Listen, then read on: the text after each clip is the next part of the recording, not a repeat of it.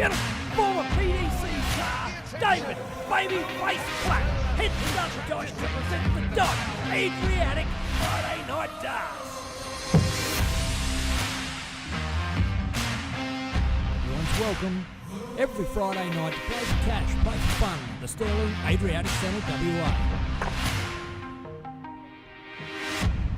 Everyone welcome, come on down. All money paid out on the night. Weekly KTA jackpot of $2.5 grand plus play your What card a game on our cash hands, prize. ladies and gentlemen. It is one apiece, Nino Lynx, Tom Wiley. Two of the big heavy hitters of the Dosh Adriatic Friday Night Darts. Electronic scoring on Darts Connect and the final streamed live on DSL. Each night we're going to host a round robin into knockout. Doors open at 6:30. Nominate by 7 o'clock for a 7:30 start.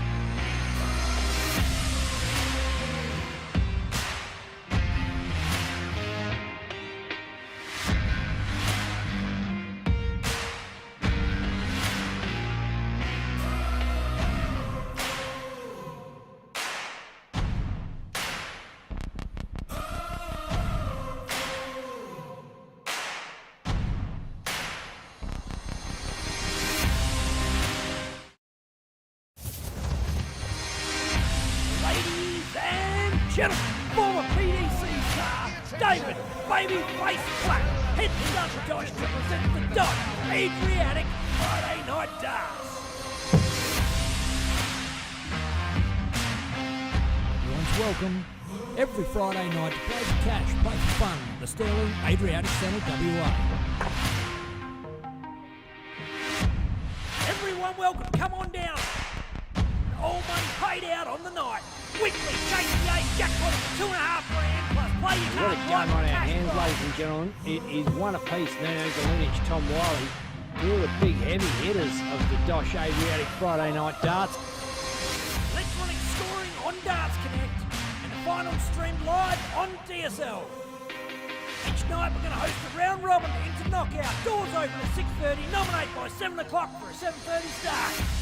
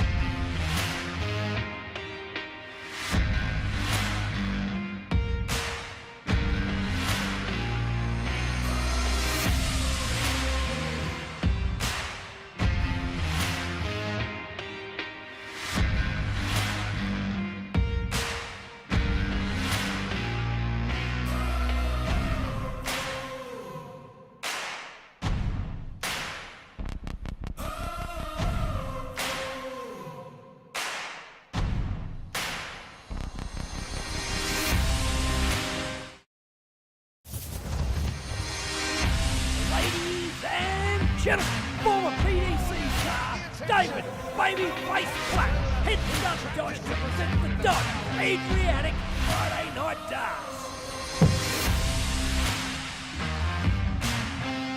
Everyone's welcome every Friday night to play for cash, play for fun. The Sterling Adriatic Centre, WA.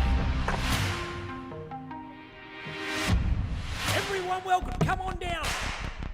All money paid out on the night. Weekly KCA jackpot. Boom. Welcome to Dart Stream Live, motherfuckers. I'm here with my mate Declan Bailey, and we are at the Dosh Adriatic Friday Night Darts. Just a bit about to get things underway, Deck. Yeah, absolutely. Good, solid turnout again. You know, we were hoping that we'd have a good turnout to back up last week's 40 players, and hey, 33 is not a bad week at all. So great lineup of players tonight, and keen to see some fantastic darts. Let's get into it. Straight over. Boom. Liam Marlowe, Julie Lewis. We've seen Julie a few times on the Friday nights, Deck. Yeah, one of the few regular ladies players here at the Dosh Adriatic Friday nights, and Liam Marlowe. He's becoming a bit of a regular. I've recognised his name. Yeah, seen it quite regularly as well. Yeah, one of the matches that really I personally can't pick, because I know that both of these players have had some solid performances, but I don't know enough about them to really go picking sides.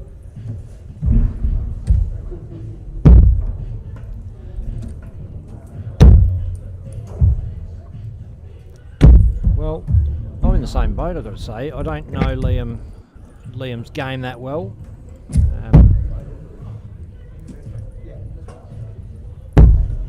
Man, typical fashion. As soon as we switch to the game, the players' feed goes to shit.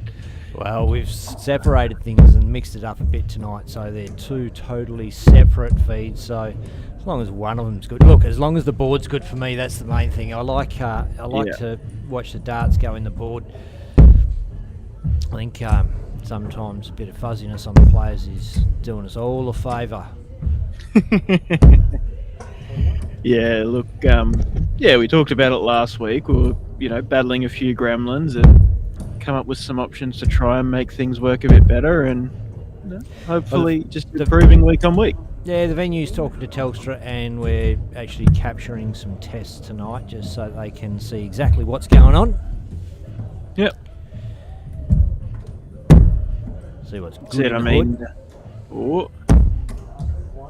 Oh, big visit, Liam Marlowe. First max of tonight's stream.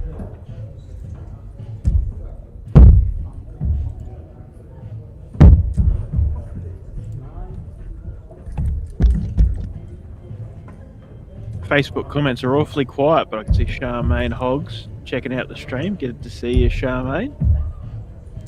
Oh, did I remember to start it for a change, Deck? Yeah, Nice. You did, mate. Oh, good on you. Double 12 for Marlowe. Not that we can see it, Ben. Oh, Ken he's now. just outside.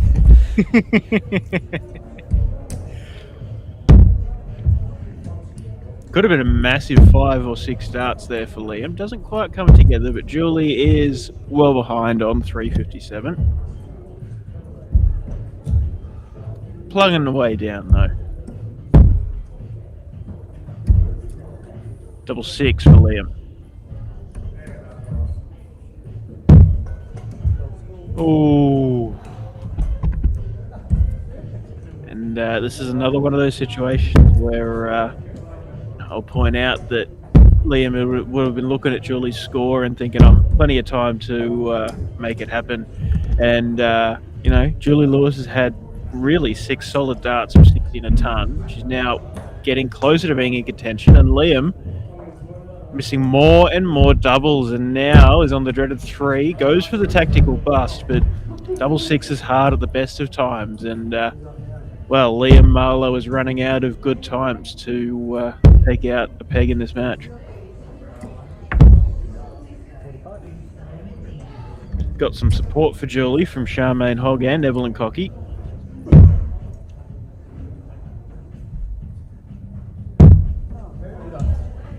There you go. Liam Marlowe does take it out just as Julie sets up a finish. But that is a 2-0 win for Liam Marlowe, opening us up tonight. Boom.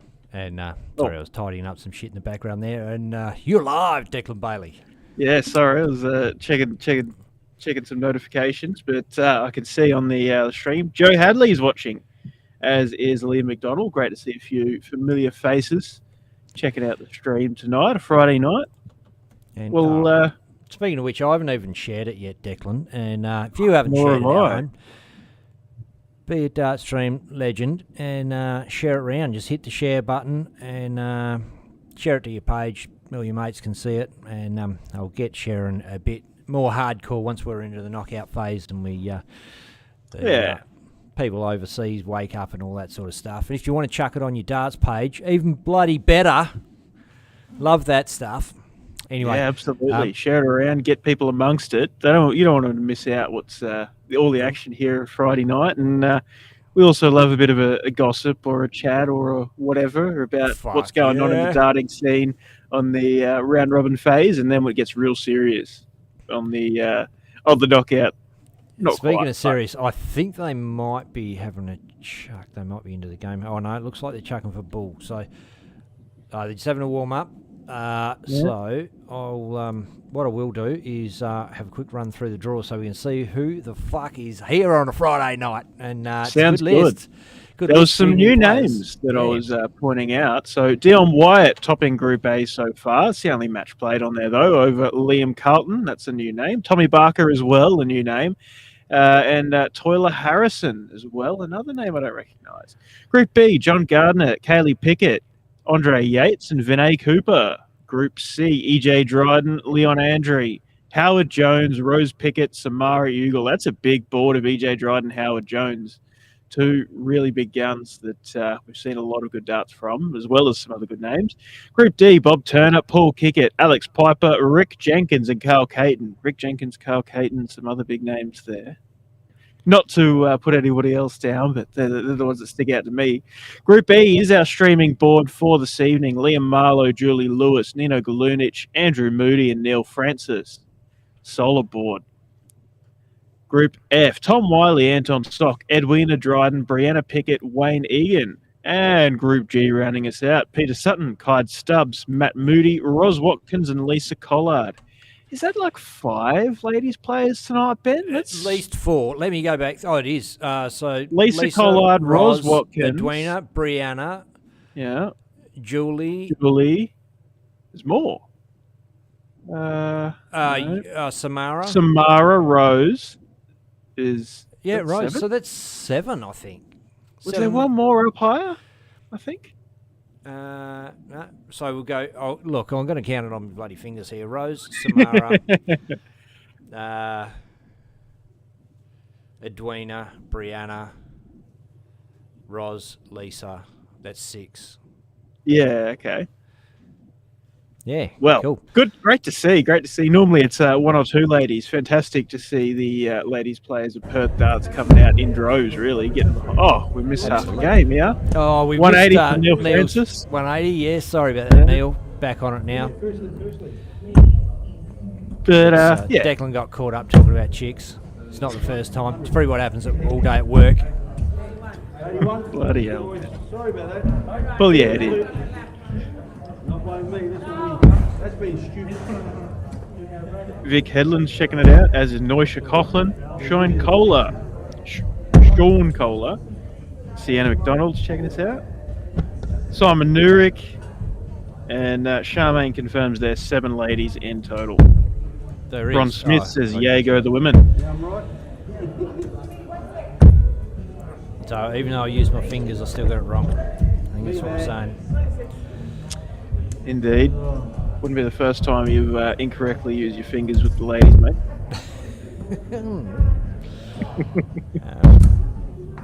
The last one again. Just grabbing a link to send it through to the boys, make sure they can get that up on the TV. Yeah. 6 on it. So Neil Francis has 100, goes for the 20s, but it's a single one. and a single 7, but picks up the 60 on the last start, leaves himself 32. Ton 22 left for Andrew Moody. This would be big, but granted, looks a little unlikely given the given the 4 on the first start, but also just the inconsistency in the scores of this leg. But maybe just a rough getting into it, perhaps, for Andrew Moody. Don't know enough. I don't know if I've ever seen Andrew Moody around here, so can't really say. But there we go. Neil Francis is a face we know and quite familiar with. Takes that first leg, has the darts in the second for a 2-0 win. Josh Jovanovic, how are we, fellas? Pretty good, Josh. How about yourself, mate? Good to see you. 9-5-7. Disappointing start to the leg there, Neil Francis.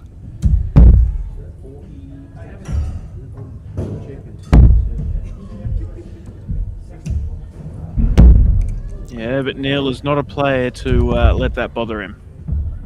Come back and smack in something crazy. I don't actually know Andrew Moody. He's got to be Matt Moody's brother.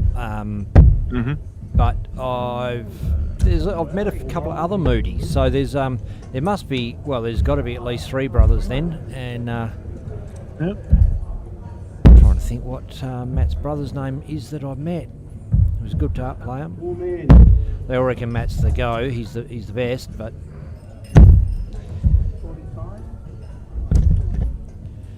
And that's the thing about a good social Friday night comp. Anyone can join in. You can just go, hey, bro, what do you reckon? Go down and have a crack on Friday night.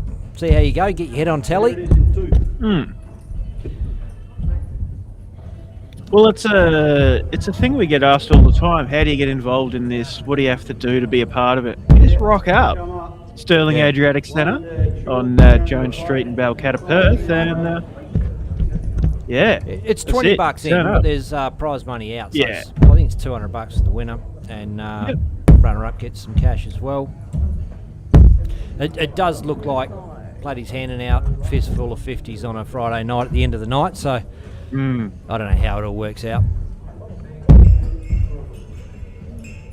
Yeah, well, I mean, Platty's not one to be in it to be making thousands of bucks a week or even hundreds of bucks a week. He's not in it for the money, like with the amount that's paid out in the Chase the Ace and Play Your Cards Right, like all those little extra side things, as well as just the prize money. And that prize money is it's still there when he gets, a smaller number of players turn up.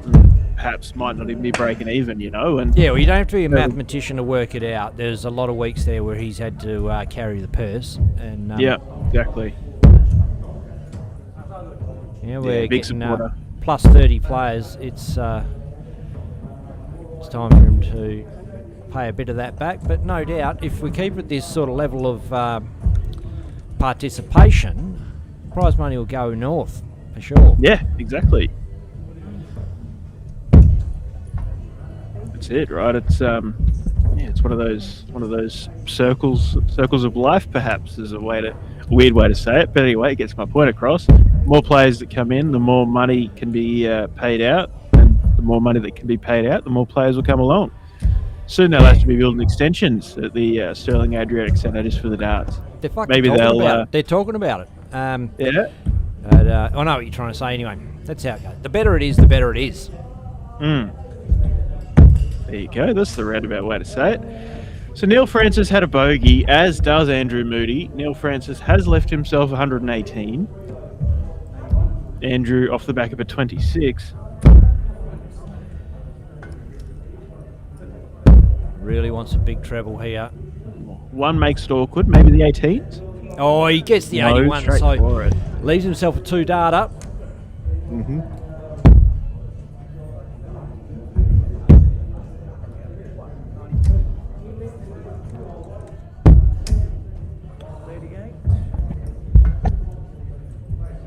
Neil really not having as good of a visit as you would have wanted on that. Andrew Moody with a big opportunity to take out 78. That's Single inside. 18. Ooh. Close though. 20 for tops. 20's good.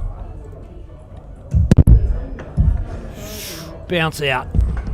Oh, unlucky, but leaves himself a tidy tops should he return. Neil dangerously close to the treble there. Won't want to go that close this start.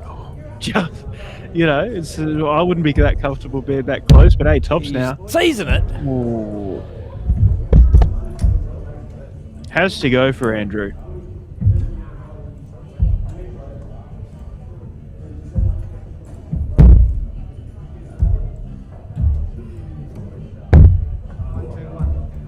There you go, he takes it. One leg apiece, and Andrew Moody has the darts in the third and final leg.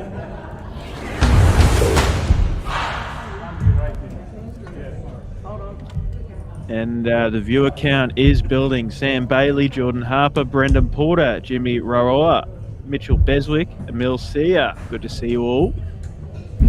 Audrey Mullins jumped in as well. And Oh, yeah? funny, speak of the devil, we just shot a message out like half an hour ago or something like that. Said, the comp's not up on Dart Connect, guys. Everything okay, making sure everything's fine. I said, yeah, no, Platty's away, we've got somebody else doing it. And Declan said, I hope it's Audrey. And there she shows up in the comments. It wasn't Audrey that's rocked up. It is, I think it's Angela Fairman. Yeah. I suppose, colleagues of the Darts Western Australia cohort. And it's so awesome to have the support of DWA for an event like this. Instead of, there's other states and they get funny about anything that's kind of outside of their control, if you like. And both Audrey and Angie just said, pitched in, helped out, shared it on the page, shared the stream on the page, done everything to support it. And that's the way it should be. I mean, Platty's done a lot to support West Australian Day. He's been the president of DWA, so... Yeah, exactly. Look, I mean, there is a past history of people coming along and being involved in darts only for themselves, and so it's understandable that some people may be apprehensive to opening up to other independent organisations, but yeah, no, for sure. Dosh and Dave Platt, for sure, are in it for the right reasons, and that's why we are supporting and we're part of this whole thing, and that's why DWA is so supportive as well. And everybody's heard us talk about Dosh Friday Night Darts, and probably don't have to be a rocket scientist here, but anyone out there in the comments want to let us know what the acronym Dosh stands for? Wait, do you know it, or...? I know it. Okay, yeah, I just thought I'd check. Was it true if that was like a sneaky, I don't actually know it, so I'm going to ask it? I do that a lot, don't I? Yeah, he's do, on me. do. He's on me.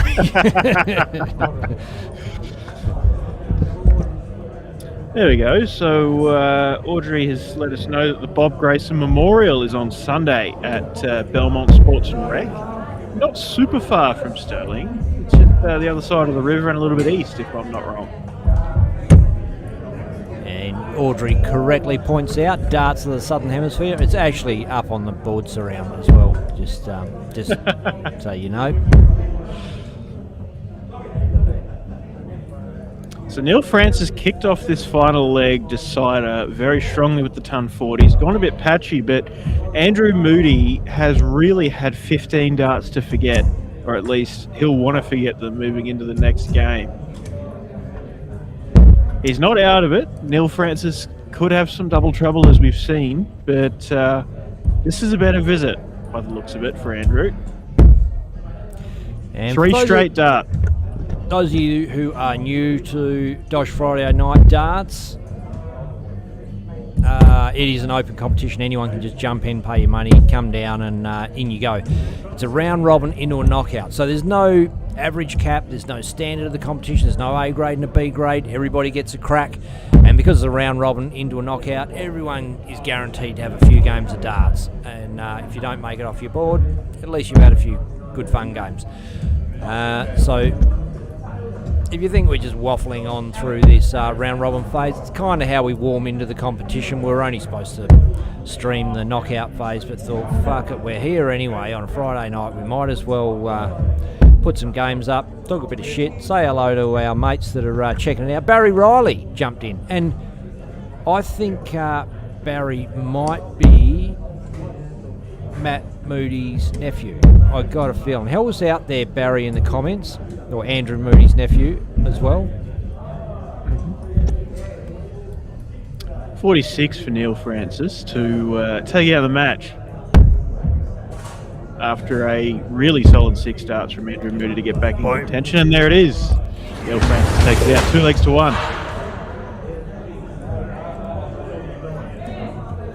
And look, you have to say Neil really was the more consistent player like throughout that whole match. But Andrew Moody in that second leg really did enough to get there, capitalise on the missed starts at double from Neil, but just really needs to work on that consistency leg to leg, because the opening 15 darts of that last leg decider was not what he needed, nor was the opening of the first leg really. But hey, it's early. There's still a few more games to be played. I think there's still another 3 matches for him to play in this round robin, and still potential to get through for sure.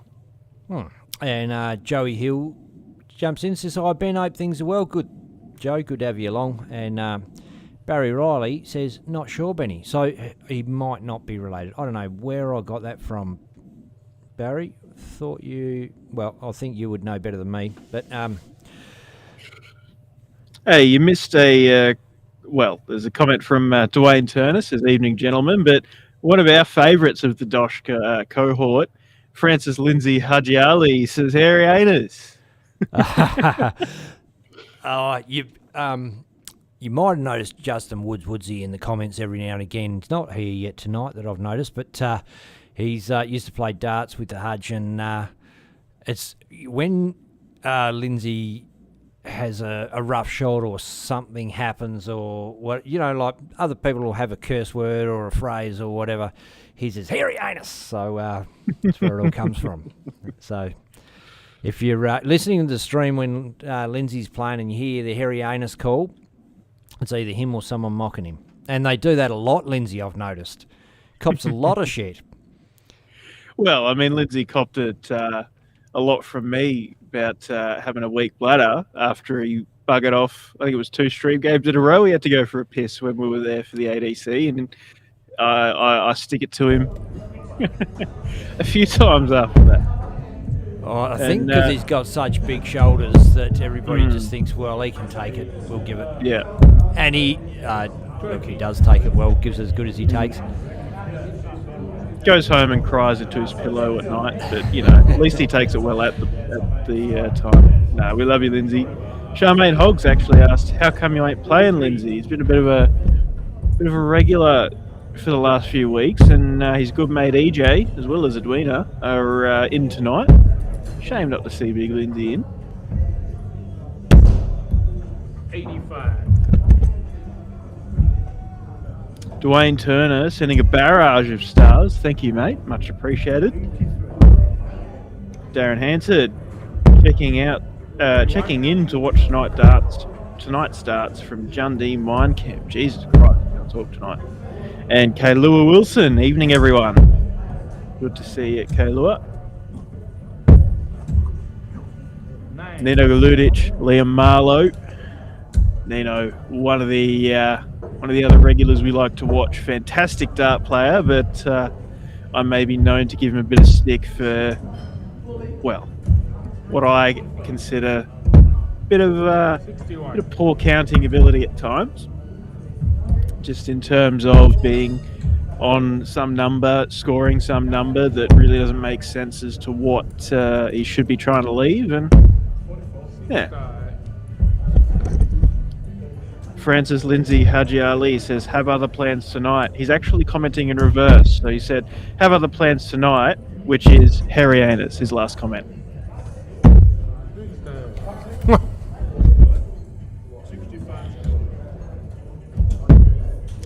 No, I hope all is well, Lindsay, and hope you have a good night, mate, and see whenever we see you, hopefully next week.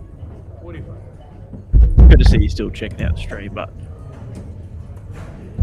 the YouTube comments are quiet tonight, though. If you're on YouTube checking us out, drop a message or a comment on the YouTube, or let us know what's going on. G'day to Timmy Matthews and Rambo.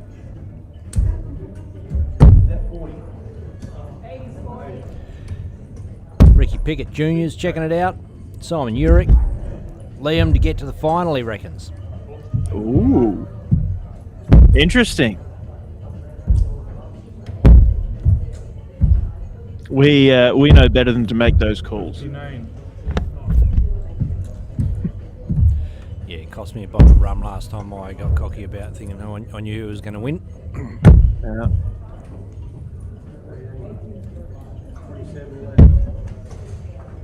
23. Nino for 156. Hopefully he knows what to go for with this. Doesn't hit the treble 20 though. 32 scored. Still he's on 24. Tidy. Liam Marlowe's not on a finish. Nino's got that little bit of breathing room, but doesn't want to focus on that. And talking about who may get off their board, who may make the final, EJ Dryden currently topping the averages with 83.5, although he has only played 2 legs of darts so far and won them both. I don't want to put the curse onto him, but Lindsay has had more than one occasion of topping the averages and then losing the first game, and it's happened to more people than just Lindsay. 36. Perhaps that's EJ's destiny for the night. I hope not, but remains to be seen. But Nino's had 124 there. Liam's on 155. Nino's gone 60, got 64 with 2 darts in hand, and tries to go 32-32. Now, I don't know if he's just begging for me to tell him it was the wrong way to go or what. But hey, I mean, he's got 48 now. Ooh, double 8. Boom, There you he's go. got it. Hey, you got it. Fuck you, Declan, he says. Watch this. Boom. He. I know for a fact that Nino watches the stream back, and he gets a lot out of hearing your methodology and learning the new piece. And that's the only way you learn is by someone telling you. Yeah. And because he's a player of a fairly good ability, people probably assume that he's been around and he's been told, this is your percentage play on this and that. And when you explain it to a player and they understand it, it's quite happy to adopt it. But you can't be blamed for what you don't know. Yeah, you don't know what you don't know, right? Exactly. Yeah, but no, look, just to clarify, there's nothing wrong with not going 14 ball with 64 with 2 darts in hand on the 124, but and the 16s is a perfectly valid route, but I'd say going for the double 16 in that situation, probably not the right move. I'd stay at the trebles. You either hit 24, 48, or a single, and then you can come back to, it worked out, but yeah, not the way I would go. And Rambo says, "G'day, people. G'day to you, Mr. Ramsden." Simon Urick says, "How good was the Premier League this morning? MVG Littler game. It was an absolute fucking belter." Declan set his alarm, got up, watched the game. Yeah. Wake up, turn my phone on, and just at the end of the walk-ons, and I get to watch that. Talk about morning wood. Yeah, I sorted that out quick smart after that before work, I'm sure. No, it was a fantastic game, and look, I said to Ben before, absolutely mental that MVG realistically should have won that 6-3 with the way that Luke was playing. But fantastic bottle from Luke to get that finish in that 9th leg and take it all the way to the last leg decider. Well, rewind a second. You say Van Gerwen should have won that 6-3 the way Luke was playing. He was sitting on 118 average at that point.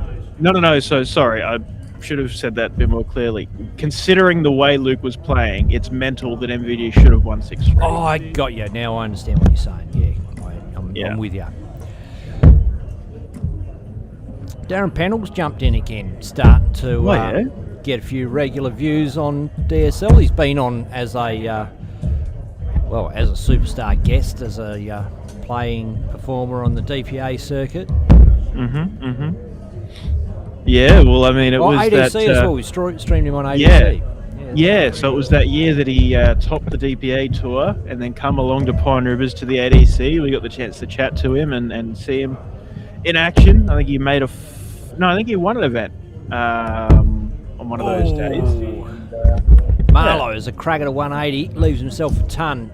Nino not on a finish on 165. You probably could have told him which way to go to leave either 167 or 164 there, Deck, but you didn't. Yeah, look, I mean, sometimes they go without saying no, but I can't be that guy and correct him every single time. No, you can't. But was that a subtle way of being no, you can't? Anyway, no. 123, Nino goes the 19s, good move, hits the treble 3. Not much you can do about that. So 114, 2 darts in hand, 20s and 18s, yeah, 54. Nope, straight at the 60. Anyway, I would have gone the 18s to leave tops there. He might have felt like he had a really good lie on the 20s there. That dart above the 60 was fine. But yeah, as you pointed out, he had 94 left, 54 there were left in tops.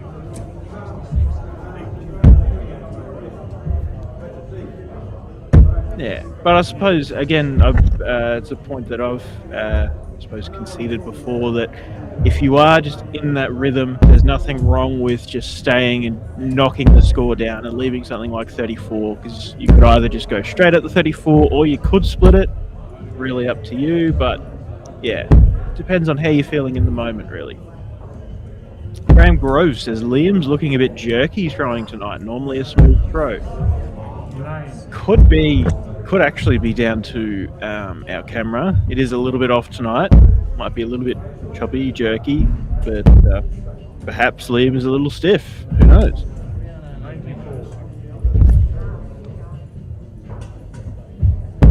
Did only score 9 on that previous visit. And he's on course to do it again.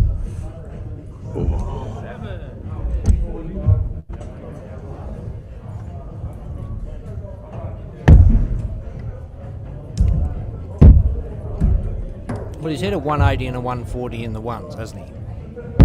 Yeah. But they're not terrible darts. No. Just a little bit of straightness in the line and it'd be sweet.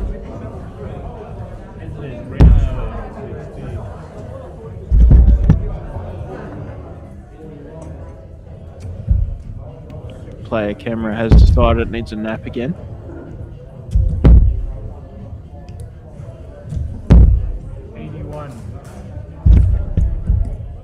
YouTube comments are still dead silent. That's unusual. It's normally a bit more quiet than Facebook, but normally some people chiming in. Got plenty of people checking us out though.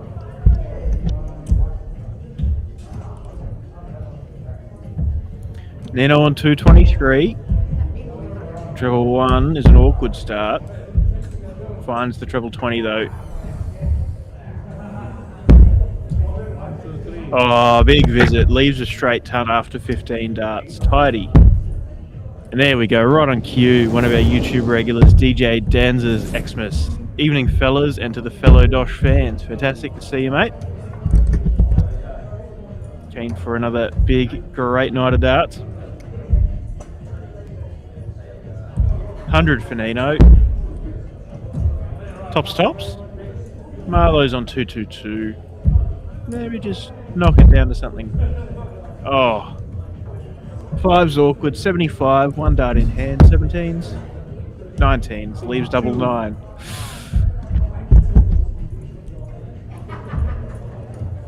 Yeah, triple 17 would have left double 12. But yeah. Liam is on course. Ooh. Still sets up 82. Double 9, Nino. Oh, no, he split it. 2 for double 8. Good move.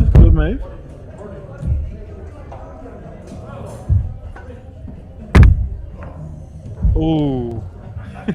Garode Carpentry in the YouTube comments says Nino's account Galunich. Oh, that's good. I like that. Oh, bullseye's in for double 16. Ooh. Oh, he's gone double 8. Steps back, has another look at it. Double 8 again. Follow that one. Oh, no, it's not double 8. Shit. Oh, I thought he'd hit the double 8. And he's hit it. And he's taking it out 2 legs to 1. Oh. And look, I mean, Nino did miss 2 clear darts at double 8. Could you argue that it was maybe the routing on 75 should have gone the 17s? He could have hit the single 17, had a dart at 18 then tops. I think the 2 clear darts at double 8, really, it was as good of a chance as he was going to get, I reckon. And I don't think the counting cost him there. I think it was just an unfortunate couple of darts there in the end. Yeah. But yeah, I like that Garode. The Count Galunich. I'll get what is he? The Sesame Street Count puppet. Count Van something or other. I don't know. Anyway, get a shirt made up with that, I reckon. And one Keith Baumgarten, evening people. One to match Declan the Cunt Bailey. Oh God. Rightio. Let's have a look here. And Charmaine says Ben can't count tonight. No, I know. Oh, no. Oh, hey. If we're going to start bringing up my mistakes, it's going to be a long night. Anyway, we better quickly get through this. Group A, Tommy Barker, Dion White with opening wins over Liam Carlton and Tyler Harrison. Group B, Kaylee Pickett, John Gardner with opening wins, as well as Andre Yates. Vinay Cooper yet to get a win, though, on that group. Group C, EJ Dryden is 2 from 2 with a 66 average. Howard Jones 1 from 1 with a 79. With Leon Andrew also getting a win. Rose Pickett, Samara Ugle yet to get wins. Carl Caden, Rick Jenkins. Carl Caden with a 77. Alex Piper, Bob Turner yet to get wins. Paul Kicker yet to play. Group E, Liam Marlowe, Neil Francis with wins so far on our streaming board. Nino Galunich, Andrew Moody, Julie Lewis yet to get wins there. Group F, Wayne Egan and Tom Wiley, both 2 from 2 opening up with solid averages. Edwina Dryden, Brianna Pickett, Anton Sock yet to find wins so far. And rounding us out, Group G, Matt Moody, Kyde Stubbs, and Peter Sutton with wins. Ros Watkins and Lisa Collard struggling to get wins so far. Yep. And that's it. Look, it's you may be looking at this thinking, wow, not a great standard of play. A lot of players just in the 60s. These are the first games, the round robin, and players have just rocked up and playing their way into this competition. You're going to see players hitting in the 80s averages and then come through to the knockout phase. We're going to see high 80s, possibly 90s. Probably see, well, Lindsay isn't there to hit a ton, but if he was, he probably would. Yeah. Hey, look, Dave Platt's not there either. Maybe some of the other players really open up and they're not scared.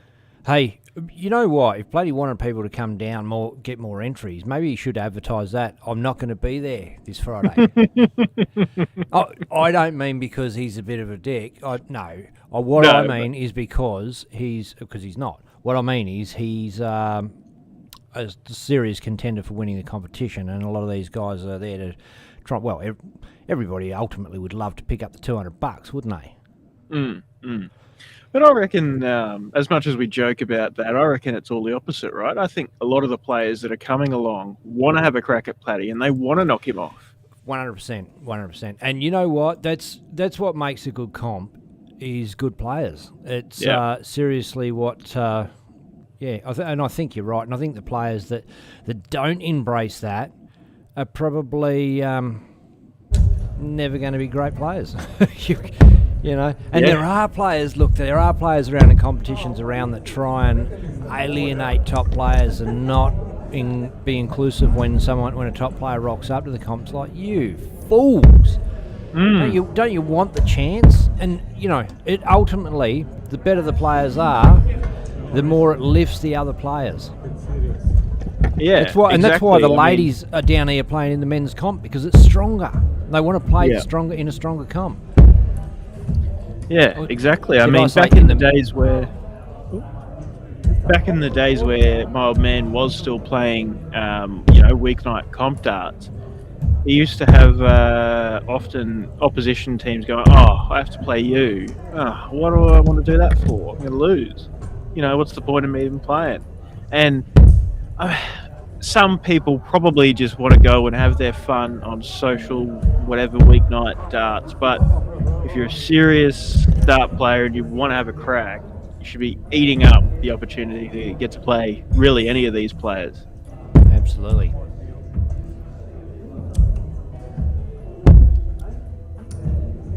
Well, if you're all good for a second, I'm due another drink, so I'll be back. Go for it, mate.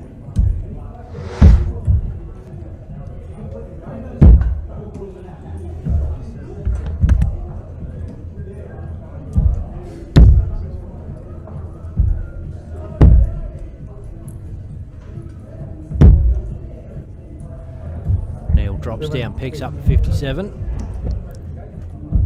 Julie yet to hit a big treble in this leg.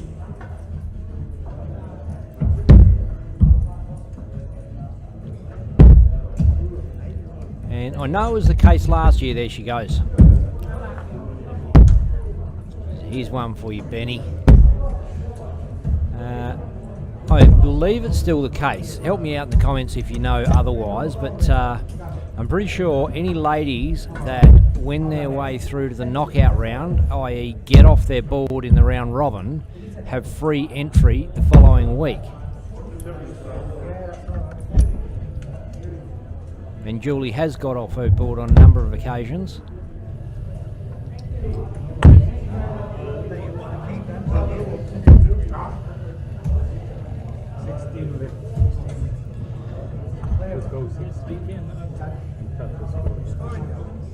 Mr. Buckley jumps in for a look. G'day, Chuffy. Mate, you're just about more famous than Luke these days. Seen you here, there and everywhere. Bit of a socialite. Yeah, I think I remember seeing someone post, I couldn't get a photo with Luke, so I got one with his parents. Oh, So, mate, I see people all over the place. Oh, a photo with Luke's mum and dad. And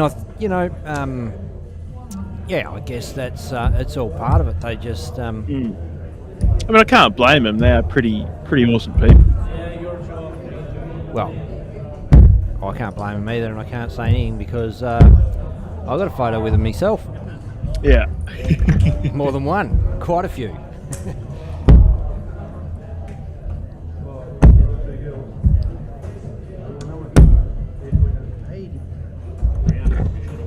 G'day, Clooney.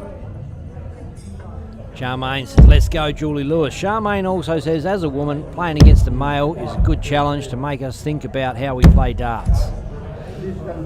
And Julie doesn't fuck around this leg, gets the big treble, second visit. Thought that was 95, actually. Did she not hit the treble 5? I wasn't looking, to be honest with you, mate. I was kind of asking the audience anyway, Dick. Assuming you're flat out just organisating shit in the background. Well, I was coming up with my response to Charmaine's comment. It was, I may be wrong, but I feel like up until a while ago, it was kind of a bit less common to have ladies playing in as many male comps. And I remember 2017, 2018, something like that. It was a DPA event up here in Mitchelton in Brisbane. And it was the first time I met Amanda Locke, or the first time I remember meeting her anyway. And I think she was the only, one of a handful of ladies playing. And I played her in the round robin and she belted me. But I think she made it through into the knockout, into the top 32 of a DPA comp. And that was at the time where the likes of Robbie King, and I think that was even the year Corey Cadby was still playing the DPA. So it was a tough quality field. And just to see a player like Amanda going there and performing that well, and now look what she's gone on to do, right? She's been to the PDC Women's Tour, she's been to Lakeside, all those kind of things. And yeah, she stepped out, challenged herself against, the male players in other comps. And that's how you really develop to a player of that caliber. And you did make the mistake I just made. Declan called it these male comps. They're not actually male comps. They're open comps. No, yeah. Just traditionally, it's only the blokes that played in them. But now look, Julie's on. 120 on the board. 77 required, I should say. 60 left now. That's a great rep from 197. Leave herself 2 straight darts. Neil, 220.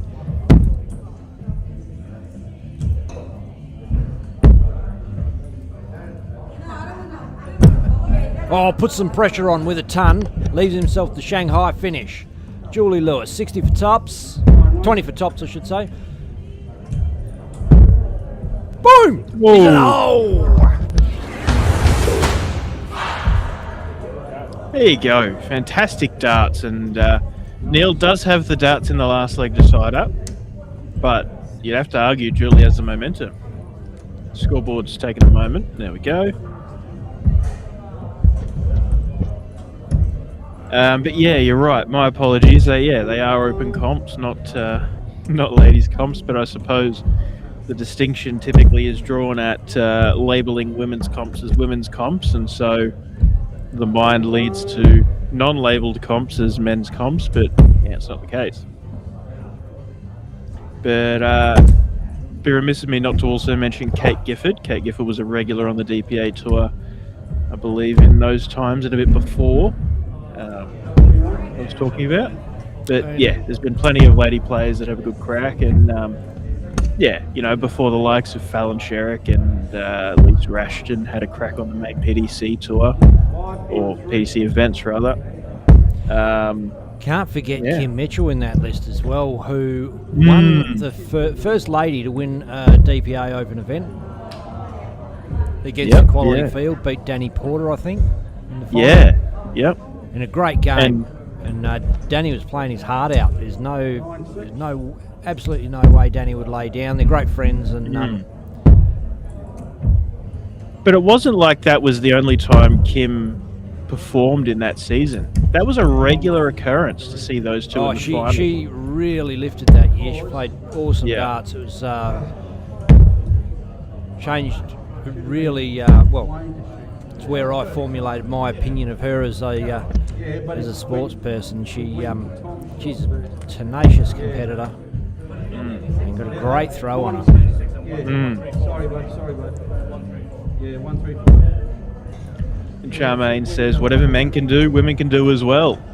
And I think that's it. Like, there may be some sports where you can argue there's a biological advantage or bias or whatever else in terms of an athletic ability with, you know, not to get all nerdy, but, you know, there's different biological compositions of muscle development, whatever. But darts is not one of them. It's not about how hard you throw the dart. Kathy said that exact same thing to me. You know, whatever you can do, I can do as well. I said, well, I can play with my dick. And she goes, oh, I can play with it too. So she was right.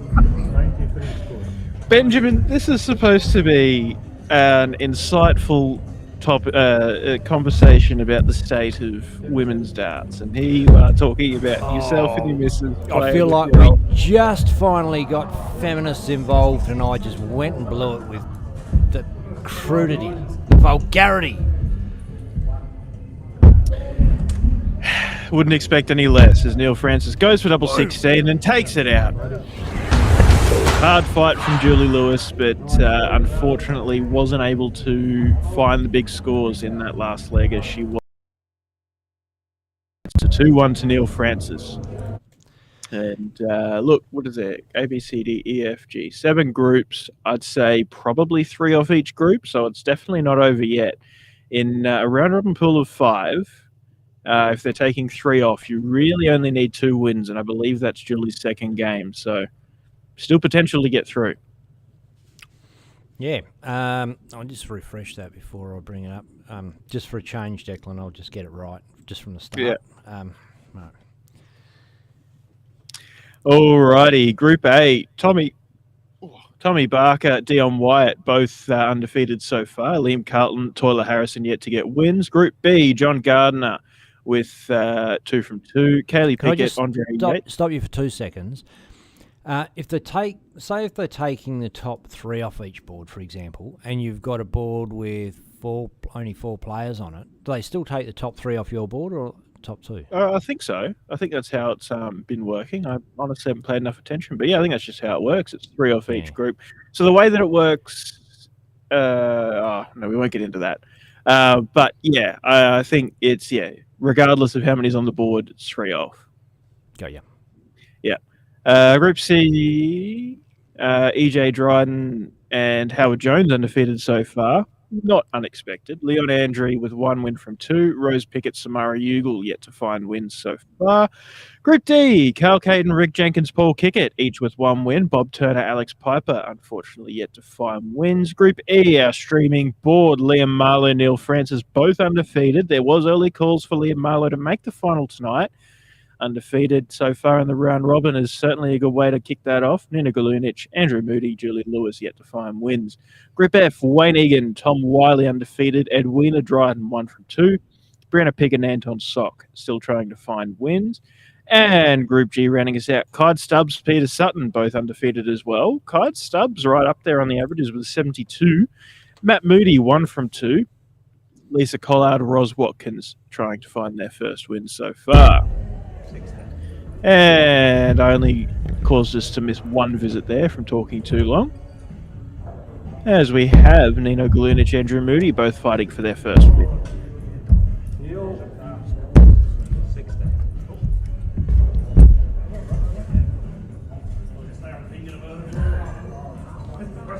Which is pretty rapid fire pace between games here at the Sterling Adriatic Centre on Dosh Friday night darts. So if you saw us have a break between the games, start talking a bit of shit, fear not. The flow of shit will be abruptly cut off with the start of the game of darts. Well, Dosh has given us a whole, I guess, new approach to the way that we structure our live streams, right? Everything before Dosh, it was play a match, have a 5-minute break for the ad roll, sometimes 10. And even if we go to something like an ADC comp or a Darts Australia comp, something else, it's hard in a standard knockout comp to put the games back to back so quickly, where it's really refreshing in this to just be able to go back to back, talk for a minute, and then you've got the next game up. It's part of the culture that they've built down there is finish your game. Everybody, it's programmed into it who's chalking the next game, so there's no finding a chalk or whatever. You know you're up to chalk, just get the fuck up there, get the game underway. Bang, bang, bang, bang, bang. No one wants to be there at midnight still throwing darts waiting for a final. Yeah. Get the fuck on with it, and it's better for everybody. And they've just done it, and it's become that way. And so that when new players come in, it's expected of them, and everybody just gets with the program.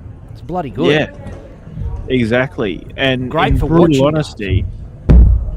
honesty, if it was to run in Queensland, given the track record of Queensland dart players with a lot of comps, the thing would run till 2 a.m. But this comp finishes at 11:30 pretty much at the latest, week in, week out. So you're running a round robin to knockout comp in 4 hours, really. And that's a pretty good standard, especially when you've got 30 to 40 players like, the last few weeks have been.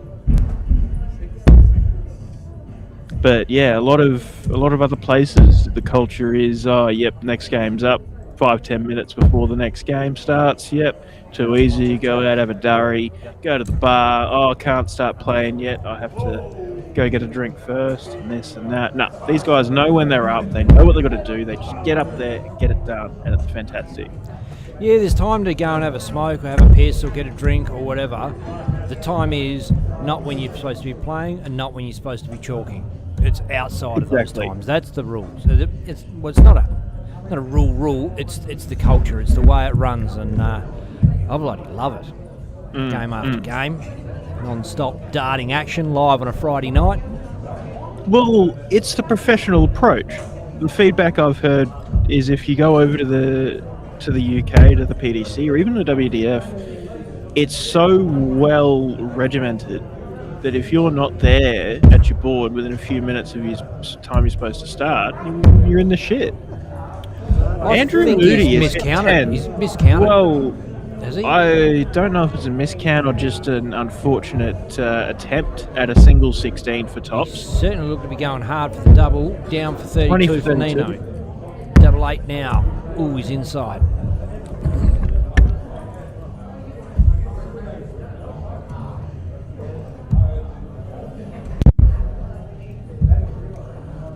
Tops for Andrew. Ooh, 35 with the dart in hand.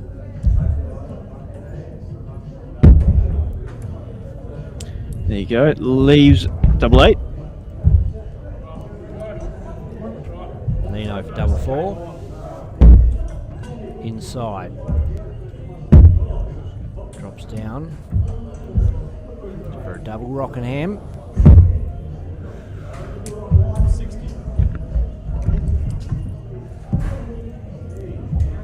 Double 8 for Andrew. Boom, in the hole.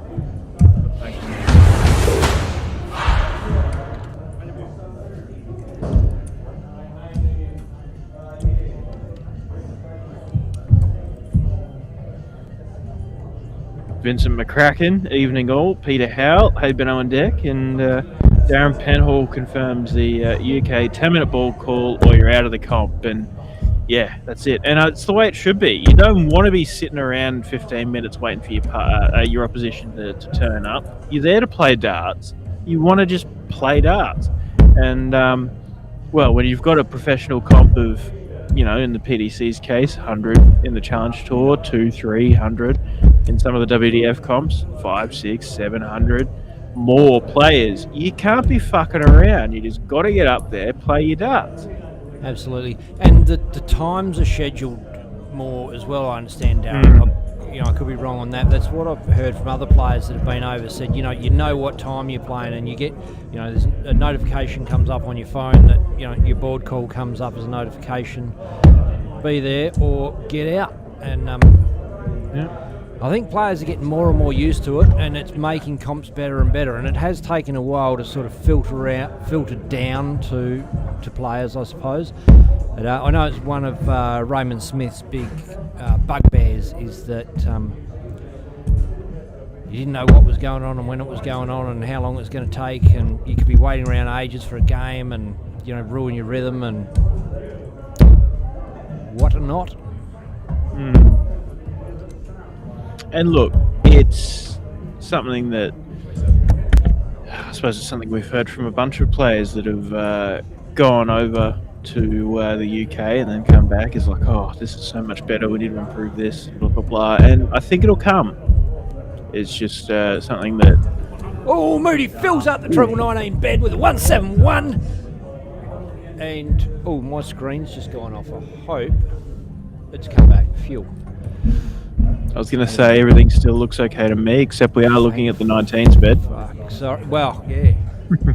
I suppose at least we're looking at something. Yeah, it actually just black screen, man. Shit. Anyway, she's back. It's all back. I don't know what the was. Spooky. So Andrew, single 17 to leave a finish. Nope, he goes the 19s and doesn't leave one. Unfortunate considering the 171 in the previous visit. 77 though for Nino, 17, 20 for Tops. He's got that maths right. Fine. Oh, tidy. Really solid 15 dart leg. Break of throw, and has the darts now for the match. Exactly what he needed to do and exactly what we know he can do.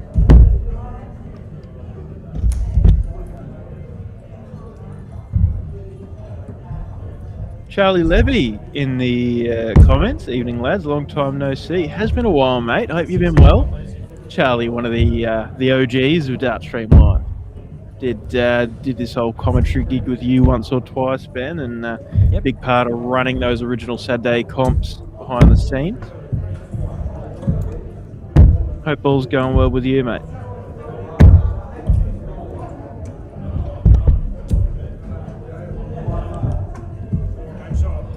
G'day, Charlie. Good to have you along.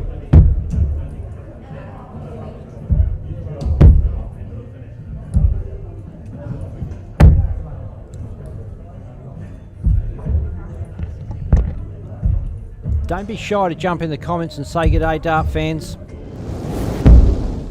Good to see you all. Pop in on it's Friday morning if you're in the UK like Charlie is, but... Well, no, not even. It's after lunchtime. Oh, is it? Oh, bloody hell. Yeah, It is getting late. 12:43. And Moody finding a bit of success down the treble 19s thinks, what the fuck, if they're hitting, I will stay there. Yep.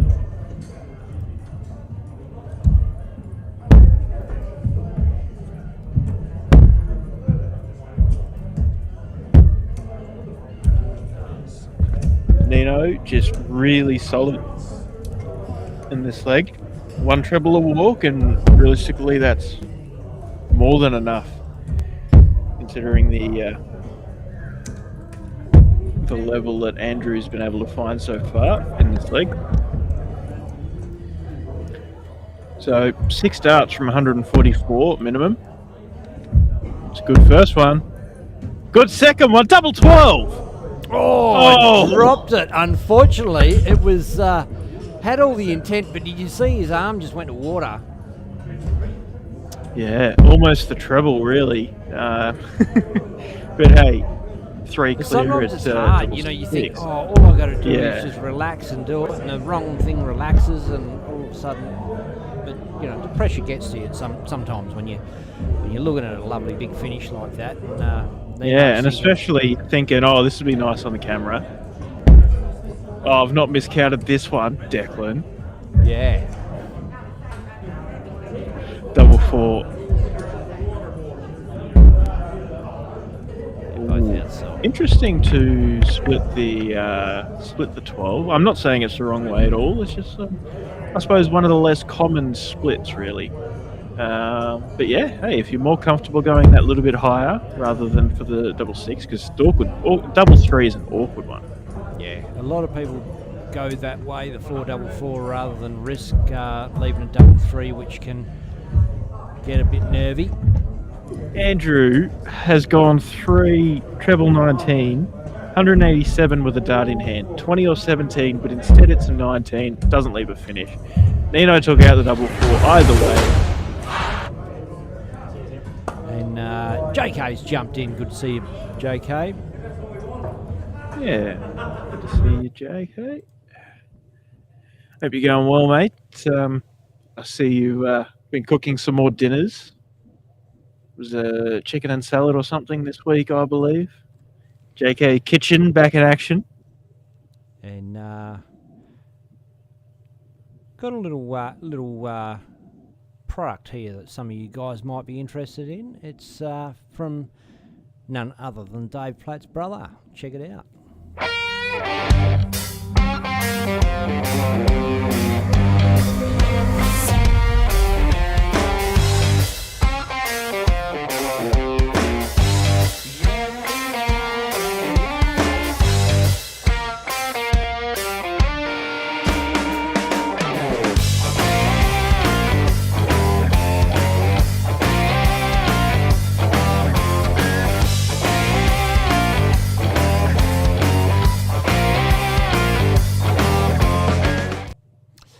Cool. Oh, it's the treble trainer from Jonathan Platt.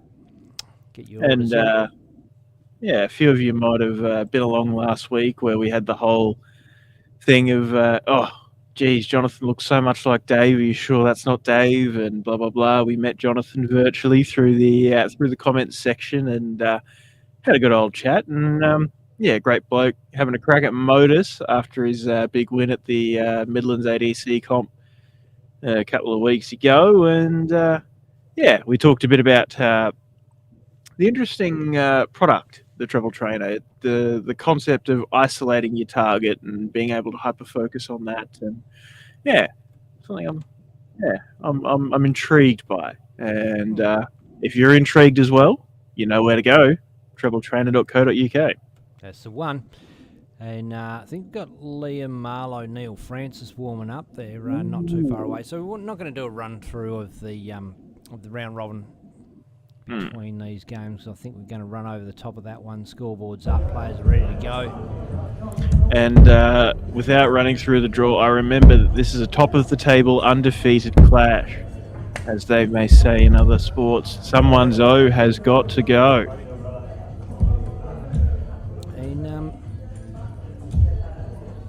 Me old mate Grump's just jumped in to have a look, Declan. G'day, Grump. I think he might be back in management up these days. And last I saw he was in Victoria, but I'm pretty sure he might have headed home to the ranch. Yeah, awesome. Well, welcome along, mate. Good to have you. Good to have you here on a Friday night.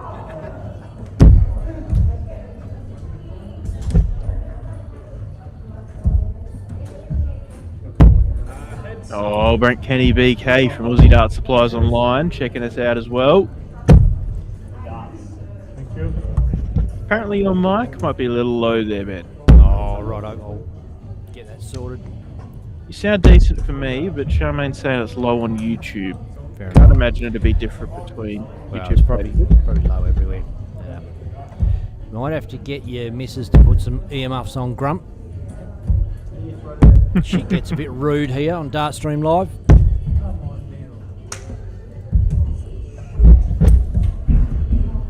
Oh, yeah, JK's saying it as well. Ben, check your mic volume versus mine. All right, got that sorted. Thanks, Dart fans. Appreciate the heads up. It came through booming and then went quieter. I don't know if that was just me.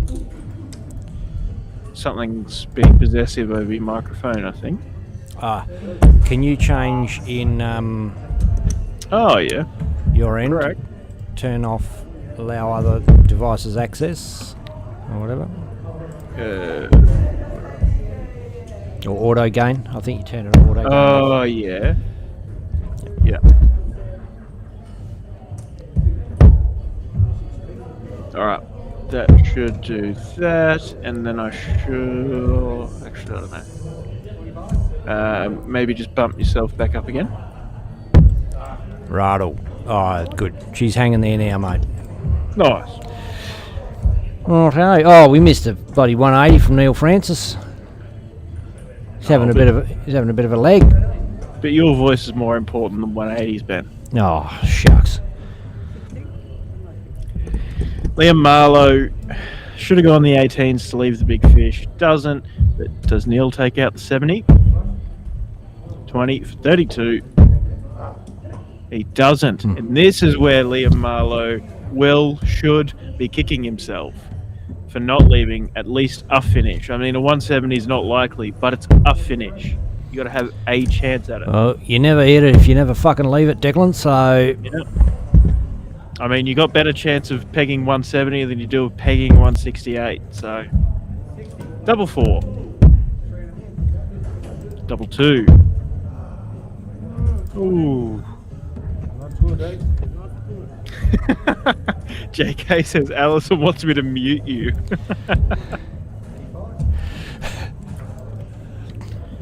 Maybe Don't we should do that. The PG Declan only cut of the streams, because I can hold my tongue. Oh no, you're pretty good at it these days when we do have to be PG. Oh, I can do it if I want to. I just don't want to. But if Alison wants me to, then I will. 70 for Liam, as Neil unfortunately busts that. Ooh, he was going for the 10s, I believe. Treble 10 to leave tops, but 6 leaves 64. 14 for bullseye. 14 Ooh. And double 1 for Neil. And it's really unfortunate because Neil had, 3 darts at double 8. Leaves himself to double 1 and the second visit at it. Oh, he had a blinder of a leg. If you look early on there, he was looking good, and he's blown it. But I think he's fallen into the trap of having clear darts at double, a couple of visits go at it, and falling into that complacency trap. Double 4 for Liam. Boom. There it is. It goes. A leg that looked like it was Neil Francis's nearly all the way there, and just couldn't finish it.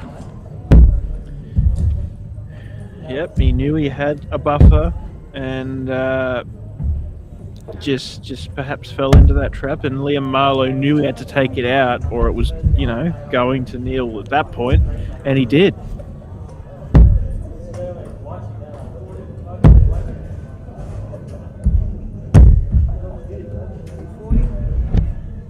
Big ton 40 for Neil Francis.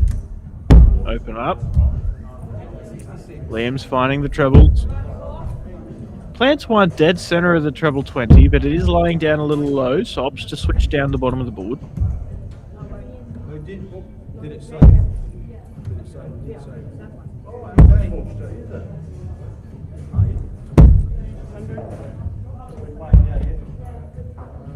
JK says after Friday nights, she goes to bed just hearing Ben in her sleep.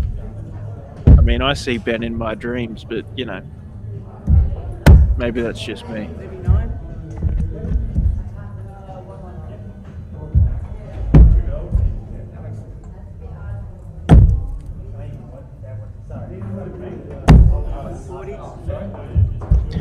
Ton 40, ton 40, Neil Francis. Hopefully he can find a double this leg, because this is something special. 3 straight ones from Liam. Struggling to find consistency, but he is chipping away. 60, 61, 2 darts in hand. He went for the 25 to leave 36, but just into the 9, so 12.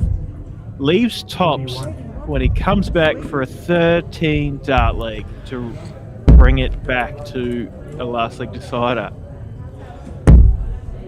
And look, he probably didn't need to shy at the 25 on that occasion while he had such a good sider on the 60s, but he's done the right thing and he set himself up on top. Speaking of shy at the 25, Liam should have won the last dart but didn't. And boom!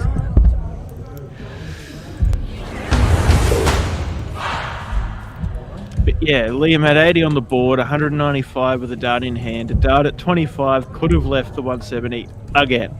2 legs in a row, Liam has opted not to leave the 170. And, well, you can't say it cost him that leg because Neil took it out on the same visit, but I don't know. Maybe Liam's the person I need to start picking on, not Nino. Normie McGough is back in the comments. I don't know if you remember Norm, but he's the guy that won the bottle of rum off that fateful evening when I decided to pick a winner. Got it wrong. Lee must have polished that off and has come back for more. We were just talking about that this very night, Normie. Yeah. Somebody pinned Liam as a winner, didn't they? Yes. And that's what brought the conversation up. So. Yeah. Simon Nurek did. Simon Nurek is he's a bit of a lucky one. He's picked up a couple of $100 just in the side games at Friday nights. Ooh. Neil is really scoring like a powerhouse. Oh, they both are now. 40. Geez, this is a great leg to follow up that last one. Well, it was till he did that. Oh. And Garode Carmody chimes in with Liam the Count Marlowe. Same joke you made earlier with Nino, but still funny. Big 121 to back it up and leaves a finish this leg. 115. Ooh, hits the 57. 58, 2 darts in hand. Only really one way to go here. So an 8. Oh, misses the big number. Leaves himself tops though. Should he return? Liam Marlowe, 144. Oh, bit below. Not going to take it out here.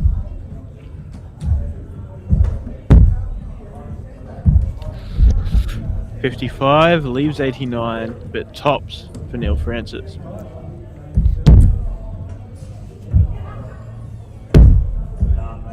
Boom. There it is. And look, Neil Francis really played like he deserved that match. You know, he was unfortunate missing a bunch of darts in the first leg. Came out, had a crack at a 13 darter in the second, and a crack at a 16 darter in the last leg to wrap it up. And yeah, Good for Neil to get the win. He is undefeated. Liam does have one loss to his name, but is still firmly in second spot so far. And Normie says, haven't actually had a look at who's playing, mate. Just got on. So we will run through that draw fairly shortly. Darren Pennell says, nice darts. Fuck yes, they were. And just reading back through the comments, explain this to me, Declan. JK says, Friday night, he's talking about Alice and his wife. Friday night, she goes to bed just hearing Ben in her sleep. So when JK said she doesn't want to hear me, is it she goes to bed because she doesn't want to hear me, or he doesn't want me to talk dirty while she's in bed listening? I don't know. I'm not following you, JK. Okay, we got to go through, see who's in the comp. All right. Yeah, for Norm and for JK. Alrighty, Group A. Tommy Barker, Dion Wyatt, still undefeated. Liam Carlton and Toiler Harrison, they're in third and fourth. Group B, John Gardner, Kaylee Pickett, and Andre Yates provisionally looking to go through. Vinay Cooper still yet to find a win. Group C, EJ Dryden, Howard Jones, and Leon Andre, with Howard and EJ being undefeated still. Rose Pickett, Samara Ugle trying to find their first wins. Rick Jenkins, Carl Caton, and Paul Kickett provisionally going through. Alex Piper, Bob Turner yet to find wins. Liam Marlowe, Neil Francis, and Inigo Lunich in provisional places to go through off of our streaming board, with Andrew Moody, Julie Lewis yet to find wins. Group F, Tom Wiley is undefeated. Wayne Egan, Edwina Dryden rounding out provisional qualification places. Brianna Pickett, Anton Sock still trying to find their first wins. And Clyde Stubbs, Peter Sutton, Matt Moody, all provisionally through. Lisa Collard with one win, Ros Watkins with none so far. And game is on, so we'll throw straight over Nino Glunich, Neil Francis. And Neil Francis, hot off that. Look, what's his average doing these days? It was up there a second ago. Only sitting on 64, it's saying. And he's playing like a man that's not a 64 average, playing more like a man that's a 94 average. Well, look, when you throw a low average, you throw more darts, which means it's harder to pick up your average because when you're playing well, you throw less darts.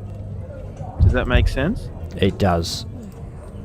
So if you're throwing bad, you're throwing 25 darts, and to play better, you've got to throw...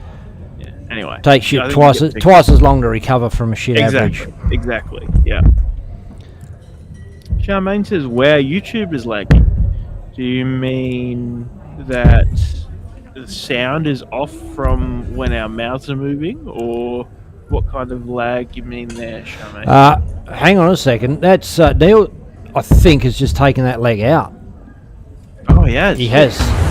Tidy 14 dart leg. This is a beauty. I'm going to jump off for a second and just have a check of YouTube, mate. Yep, no worries.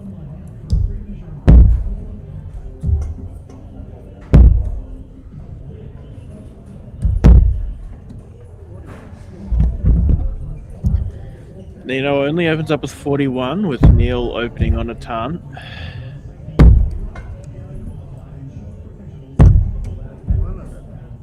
Back to back, it is.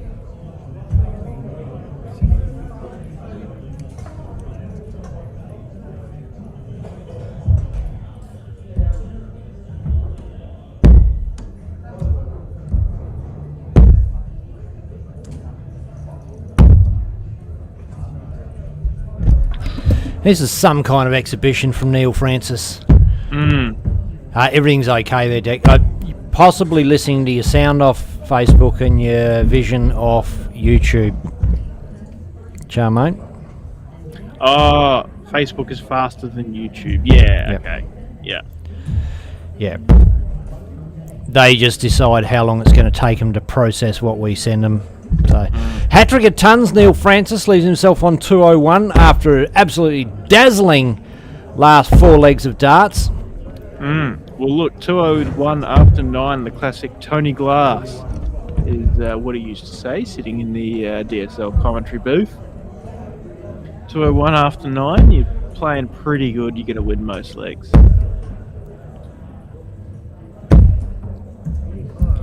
He's left himself the 170. Oh, this would be good. Nino is getting a bit closer. He's going to First have a one's red hot fucking crack at it. Boom, boom. Oh, Ooh.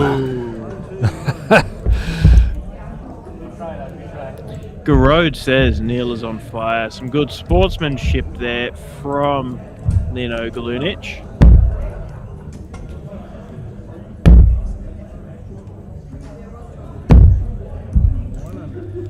Solid ton. Doesn't leave a finish though. Look, Nino's Not much sitting on a done. 67 average for this game, and he's a mile behind because Neil Francis is on fire. Double 16 he wants. Inside. Wayne the score.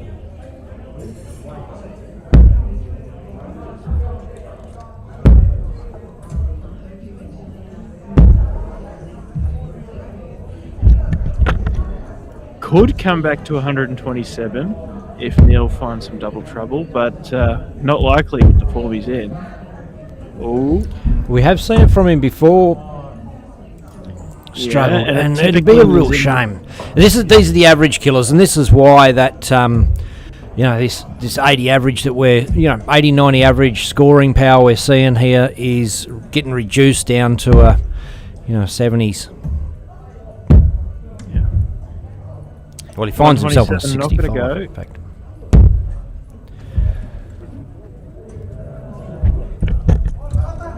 Another 3 clear at it, Neil. Come on. Oh, that's- 11. Makes it hard, and then a 9 to cap it off instead of a fat 3. Nino got a chance here to steal a leg, and this will be a heartbreaker for Neil if the 73 goes. Which way is he going to go, Deck? Surely the 19s, right? Has to be the way to go. He goes 13s, for leave 39. Double 17. That's a single thinking, in that you're expecting to hit the single, not the treble. Well, he obviously went for the treble because he hit it, so it's what he was looking at. Yeah, but he doesn't know what he's got left. I don't think he was trying for the treble. I think he was trying for the Boom. single, but he's hit the double. But yeah, he's hit the treble and then asked what he's got left. I was not convinced there. But I think in this kind of situation, you should be expecting to hit the treble and making sure that you can still take it out if you do hit the single, not the other way around.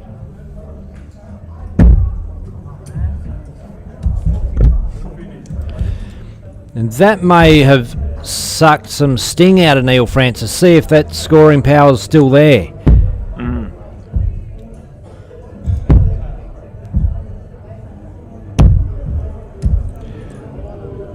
Kicks off with a ton. I'd say it's not far off.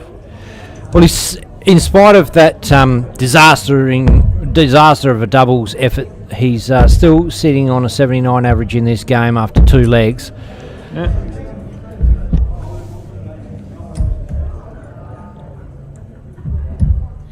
But I suppose when you're scoring the way he is, you can afford to throw away a few darts at double and still have a pretty respectable average. Well, he's still on. Yeah. Back-to-back tons. We saw him hit a hat-trick of tons in the second leg.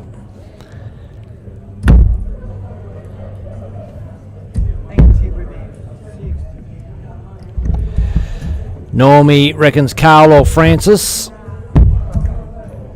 in the final. Charmaine Hogg, Jones versus Wiley. JK, yet to call it.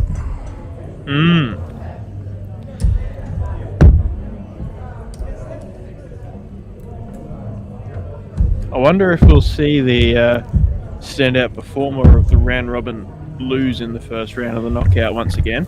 It's the way it normally goes. It is indeed, and I suppose we'll see who that is. Could well be Neil Francis, but as you were saying before, Ben, his early games have really cost him in terms of average, but perhaps it's a blessing. He's not going to be the one to fall victim to the curse. Maybe.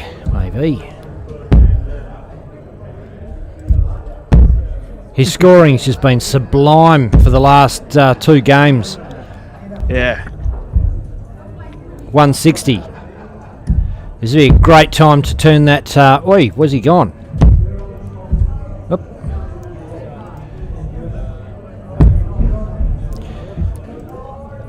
That dart just fell off the internet.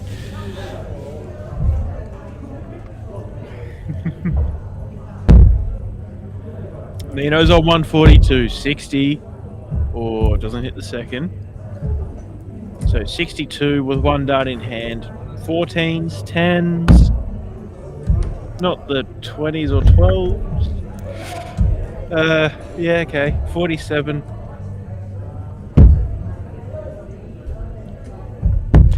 Oh, JK called Howard Jones for the winner earlier on. I missed that one.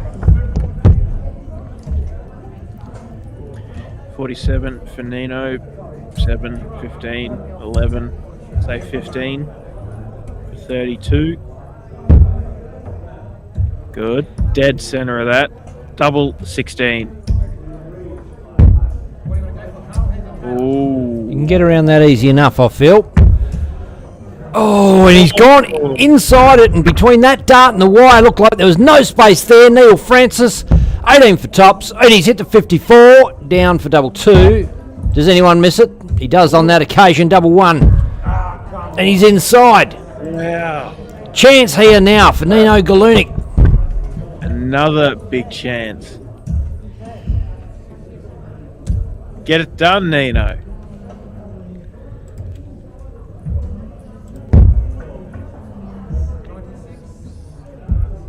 Steps around it, got plenty of clearance at it, and bang! There it is. That is a massive, massive win from Nino Galunic. And considering the scoring power of Neil Francis in that match, Nino really just did the right things at the right time and has to count himself, I suppose, a bit lucky there, but certainly a testament to being able to hold his nerve there and closing out the finish when the opportunity was presented to him. And it'd be frustrating for Neil because he's scoring like a bloody champion and just can't finish. JK in the comments says he was scoring a game one time, play at 100 left, hit 1 and asked what was left.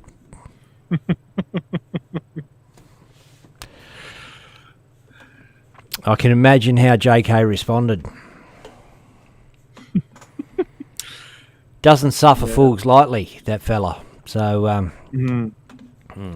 yeah, it was something that sounded hilarious in his deep pommy voice, I'm sure. All right, we're getting towards the end of the round robin, so we might just quickly wrap it up with who's off each board as we see it. Alrighty, Dion Wyatt, Tommy Barker, and Liam Carlton should be through, should they take 3. Tola Harrison missing out. John Gardner, Andre Yates, Kaylee Pickett looking to go through there. Vinay Cooper missing out. Group C, it's Howard Jones, EJ Dryden, Leon Andrew looking to go through. Rose Pickett, Samara Ugal. Oh, they are still going. There's still ball games going. Potential for Rose Pickett to... it depends on who plays who. But anyway, we shall see. Games Group on, D, mate. yep. Carl Caton, Rick Jenkins, Paul Kickett looking to go through. Still games to be played. Group E, Neil Francis, Liam Marlowe, Nina Galunic looking to go through. Still plenty of games as well. Tom Wiley, Wayne Egan, Anton Sock looking to go through. Anton Sock's picked up there with still some games to go. And Clyde Stubbs, Matt Moody, Peter Sutton looking to go through, but still games there too. So the groups of 4 are done. The groups of 5 still got some games to go. And Andrew Moody, Julie Lewis to keep us going here.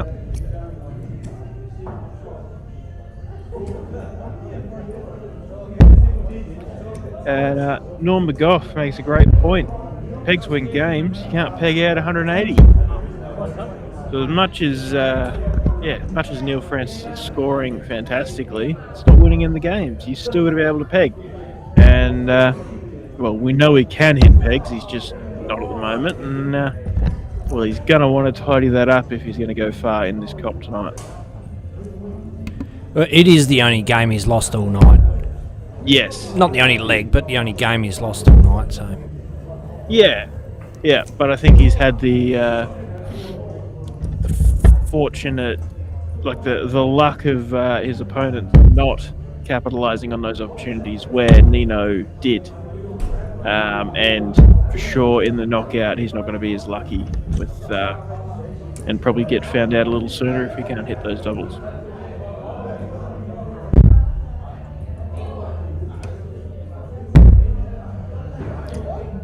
I am going to go for a quick walk. I'll be back shortly, mate. No problems. Oh, Julie's in.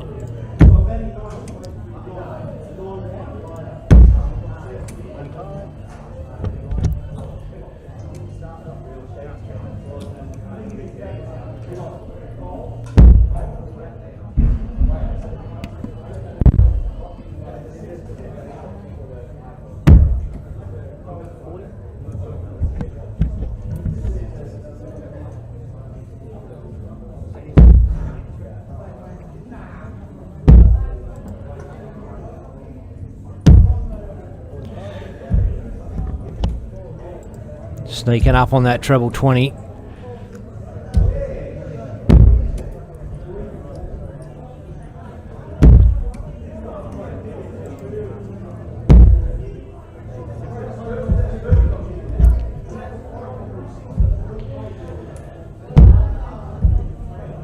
Julie Lewis, of course, one of the famous Lewis siblings.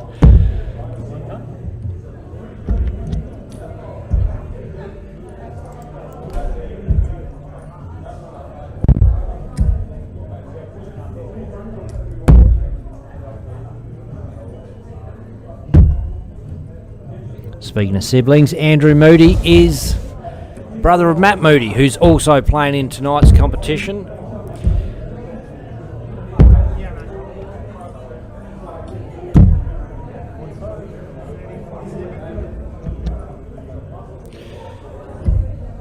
Only lost one game so far tonight. Only can lose one game. He's played all four.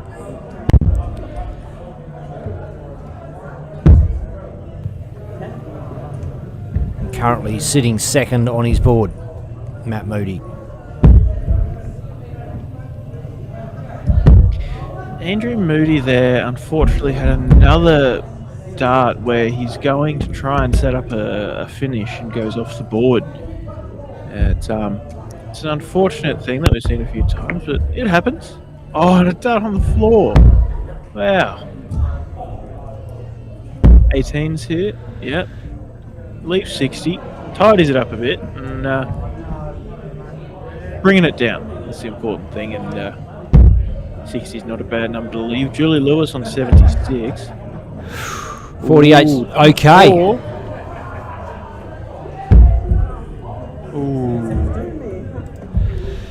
Now, this looks like a lovely straight finish, nice and easy, but it can be nervy, and I feel like Andrew's feeling the pressure a little bit, although that's a lovely sider. Oh, can't get him up. Well, it looked like that collided with the flight on the way in and deflected it downwards with that angle. Boom. Julie steals that one.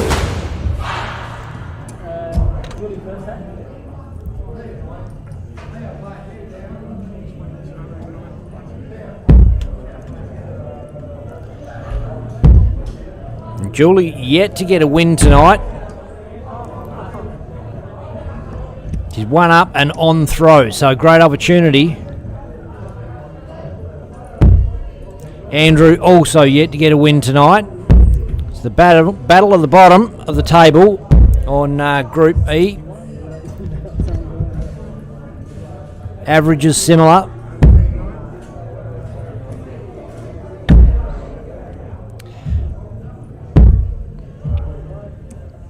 And Julie probably has the upper hand as the more experienced player. I'm not just saying that because she's got a few years on Andrew. It's that she has played in this comp quite a few weeks. And the fact that she's on the stream board and up on the big screen TV in the venue is not going to faze her at all. She's been there, done that. Mm.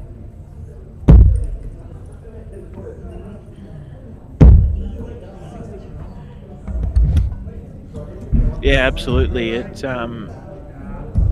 suppose it's hard. Well, I guess it's hard for you and me to really know, Ben, like what it feels like to be playing darts on on TV or on stream, like when you're not used to it. Like we're used to being on the behind the camera from our perspective, and I mean, I have played a game or two of darts, on live stream, whatever, but not with it like up there playing live in the venue and like, or at least it's been a long time. And I suppose as good as it is to be able to bring this out and give players the exposure, it's also I'm curious what the experience is like, really. We can only speculate that it's a difficult thing to get used to or a bit daunting or whatever, but yeah, I mean, some players love it. Yeah.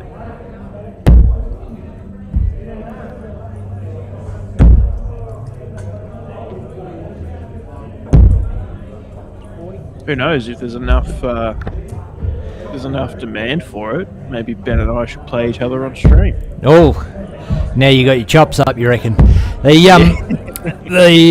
it's, I suppose what it is, that those times, look, it happens to all of us as dart players. We're all human. That sometimes at the end of a game, you start to feel the pressure and kind of eyes on you, and you can become a little self-conscious, and drag a dart or throw a shocker or whatever. And the whole thing of being on the stream, being on the TV and the venue is like an amplification of that of those feelings.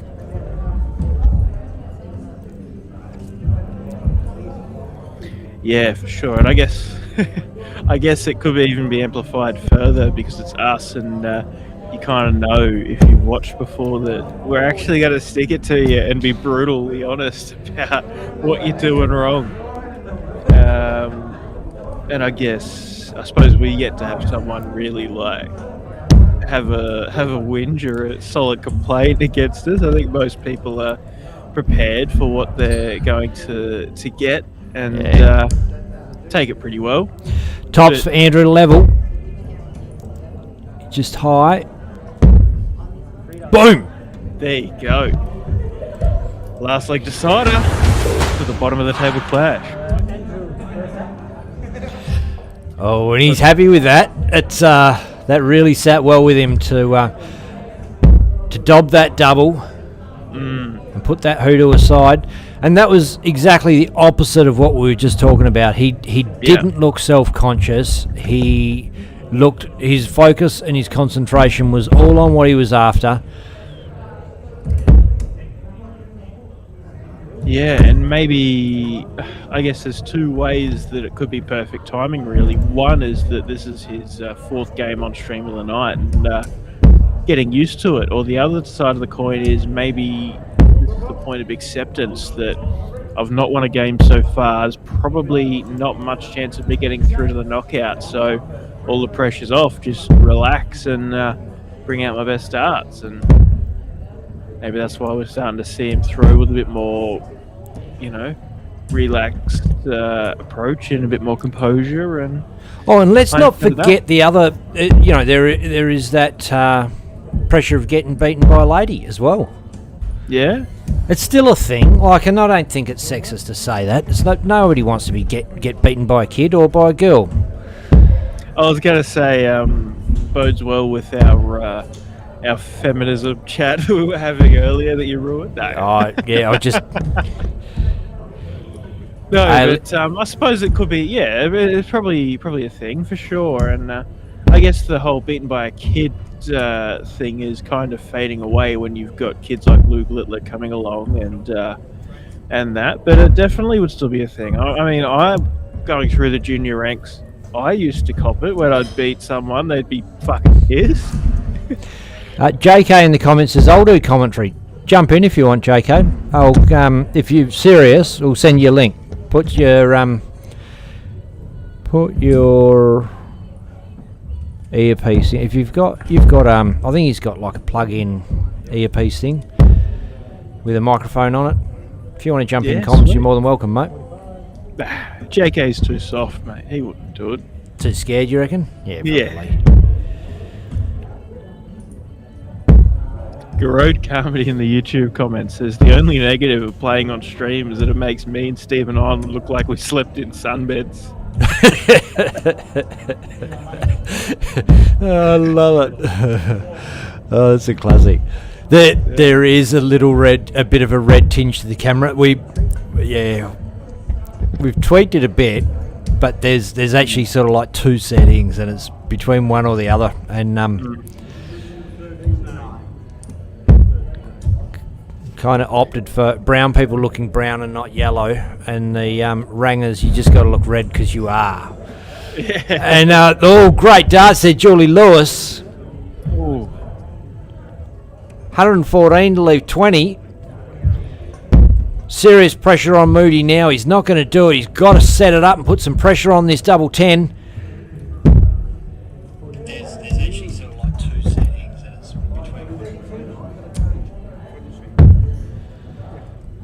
Double 5 for Julie Lewis. Oh, just outside. Good marker. Oh, she's put those two right on the wire. Oh, JK meant if you and I play a game, he'll do commentary. Whoa. See, I always kind of I've thought about this scenario once or twice, and I thought maybe we'd commentate each other's game as we play. Make it a bit less I have serious, done it before. I don't know if you remember, Declan. I commentated a game I played. Yeah. Oh. Blows it. Moody, great chance. Look, he's held his nerve okay. Kenny, finish it off. Inside. Double 12. Oh. Another chance for Jules. Yeah. And quick note that I realised I haven't made yet, but Julie does have the three blade 120 degree condor flights, as does Kim, her brother. 6 for double 3.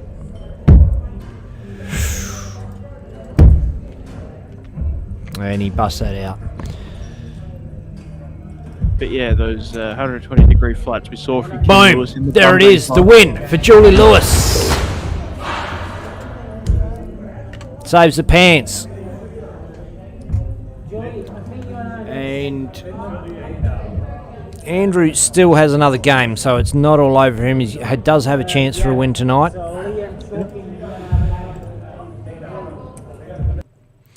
So there's still a few more games to go in the round robin then before we head into the knockout. We do have those boards of 4 that have already wrapped up and sitting around waiting for a little bit. But in typical Dosh fashion, I'm sure they're getting in, taking over the scoring and letting other games go to other boards and getting through it quick as they can. Oh, it does. It really, the end of it winds up pretty quickly. Group C's all finished now. And let's just have a look at what's going on at the Sterling Adriatic Centre besides darts this year.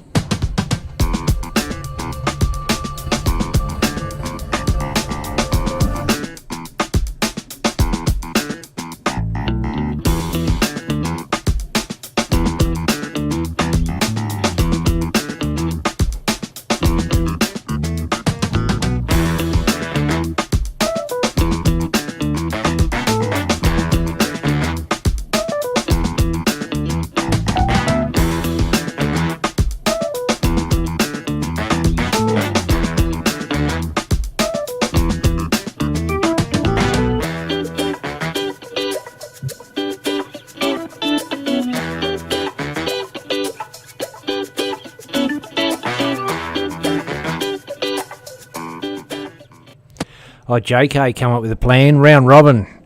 Me, Ben and Declan. Oh, yeah? That might be. I don't That'd know, be, Jake. that'd be good. At least I'll win a game then. Well, should we tell them about Sunday's antics, Ben? We can. You can still tell him, even though we're doing this. Yeah. Well, I had a thing or two to get done on Sunday, and Ben shoots me a message. Oh, do you want to have a game, the Sabo? I'm like, hell yeah! I've got to go out and I'll be back this time. Blah blah blah. Anyway, I get back, jump on Naka. They're good friends over there at Naka, and jumped on the lobby. Message Ben, nothing. And next thing, I got a ping from Naka, and it was Ricky Jones, a very talented player from Queensland who's had a couple of years off and coming back to the game, and he's the brother of the guy we know a lot about, Jamie Rundle. But anyway, then I gave him a good game. I think it was 10-9 he got it. We went right down to the wire, some really, really good legs of darts, and anyway, good bit of fun. Then I get a message from Ben. It was like an hour and 45 minutes after the time we'd set. Oh, sorry, fell asleep on the couch. Well, it's. I think JK will be going, yeah, what's wrong with that? That's what we do. Oh, so you're telling me if we set up this round robin, both yous be fucking sleeping? It's just... I suppose that's the only way either of you goes through undefeated. Yeah, probably.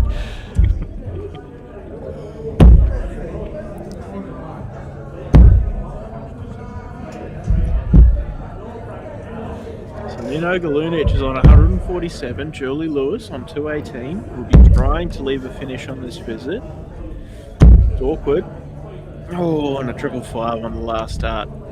So 147 for Nino.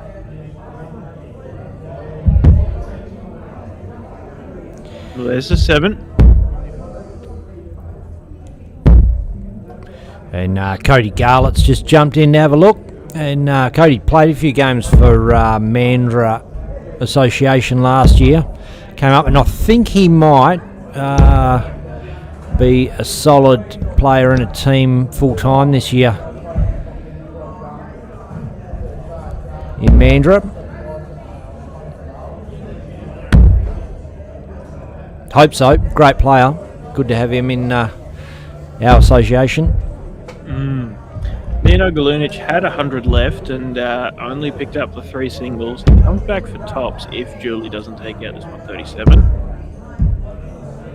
And doesn't. Leaves 92 though. It's not a bad finish to come back to. Tops, Nino.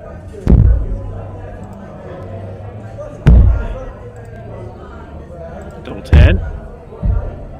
Ooh.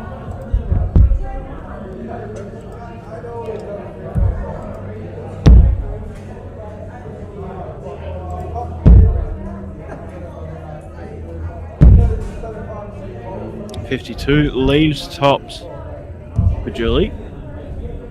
Nino for double 5 though.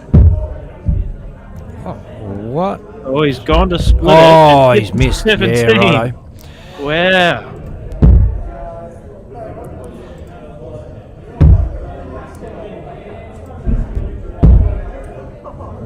Oh, Julie's busted as well.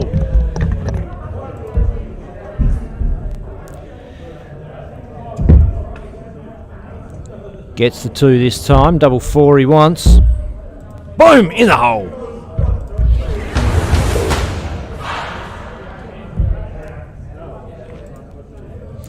Kakiri in the comments says, John Kiley, you don't have the accent, bro.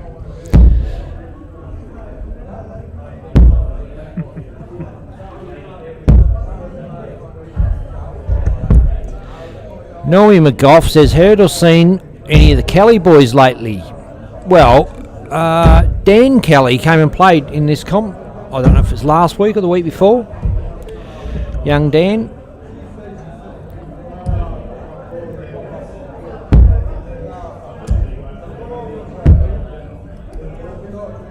So he's getting back into a bit of darts, young Dan Kelly.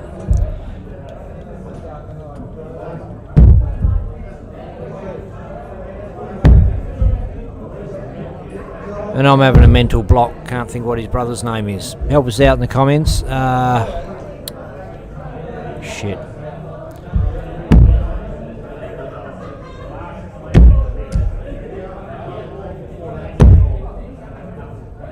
Yeah, I've got no idea. Sorry, mate. No, West Australian guy. Julie finds the treble. Oh, and again.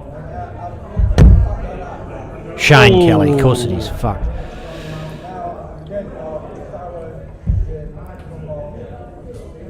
Haven't heard of Shane for ages. Don't even know if he still plays darts. 140 for Julie, 140 for Nino. Shit's getting hot.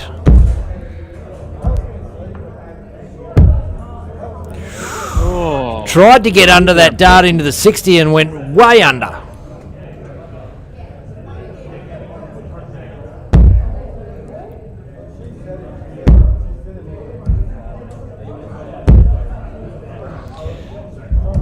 Nino looking clear favourite here. Julie needs to bash in a couple of trebles to put something on this. well, look, it really, if it wasn't for that last visit at 22, it really could have been Julie looking favourite. But Well, he's got 6 at 83 now. yeah, leaving a bogey, unfortunately. What? 51s was the dart there, but he's gone to the 19s, hit the treble 7 to 62, 2 darts in hand. Julie's on 159. Go the 10s or the 14s. Not the 16s, Nino. 29 leaves 54, so 14, 18. That's the right dart. Cool. Left tops. He set it up and he was always going to get another throw because Julie can't peg the bogey 159. Although she can give it a bit of a scare. Yeah. Switch down the bottom. Ooh. Tops for Nino. Boom. And there it is, a 2-0 win. And, really just a couple of visits, the difference there for Julie. Unfortunate. Played some really solid darts throughout the night. Had really good patches, I should say. And just, the little bit of consistency, unfortunately, wasn't there for Julie. And but there's certainly a lot of positives to take away, that's for sure. Had some really solid plays on the group and gave a feeling a good scare. Yeah, just too many shit shots for Julie. She every time you thought, oh come on, you got to hit a big treble, and she would. And so the darts are there. She knows what she needs to do. Just it was kind of more of a reactive rather than a proactive, not getting ahead of it. As much as what was really needed. But shit happens. Yeah. I'm sure she'll be back again next week or soon after. Yep. Just not getting off your board means you got to bloody pay again, Julie. That's the bummer. That's the way it goes, that. Unfortunately. We're just about finished. Let me refresh. I think we might be only waiting for our stream board now. It might be, no, no, they're all done. Fuck, there we go. Including the stream board's done. Fuck yes. Oh, I thought there was one more to come. I did too. But just did a refresheroo and it's she's all done. Nice. Oh well. We'll be heading into the knockout phase shortly. Doesn't normally take them long to get the round up these days. Was a bit of Palaki going on before. They figured all that out, and I think it would be too far away from a draw. So we'll keep you updated. We'll keep an eye on when the draw comes out and the bracket's done. Bloody's not there tonight, so I think Angela's sorting that out. And we might take a short break and be back in about 5 minutes.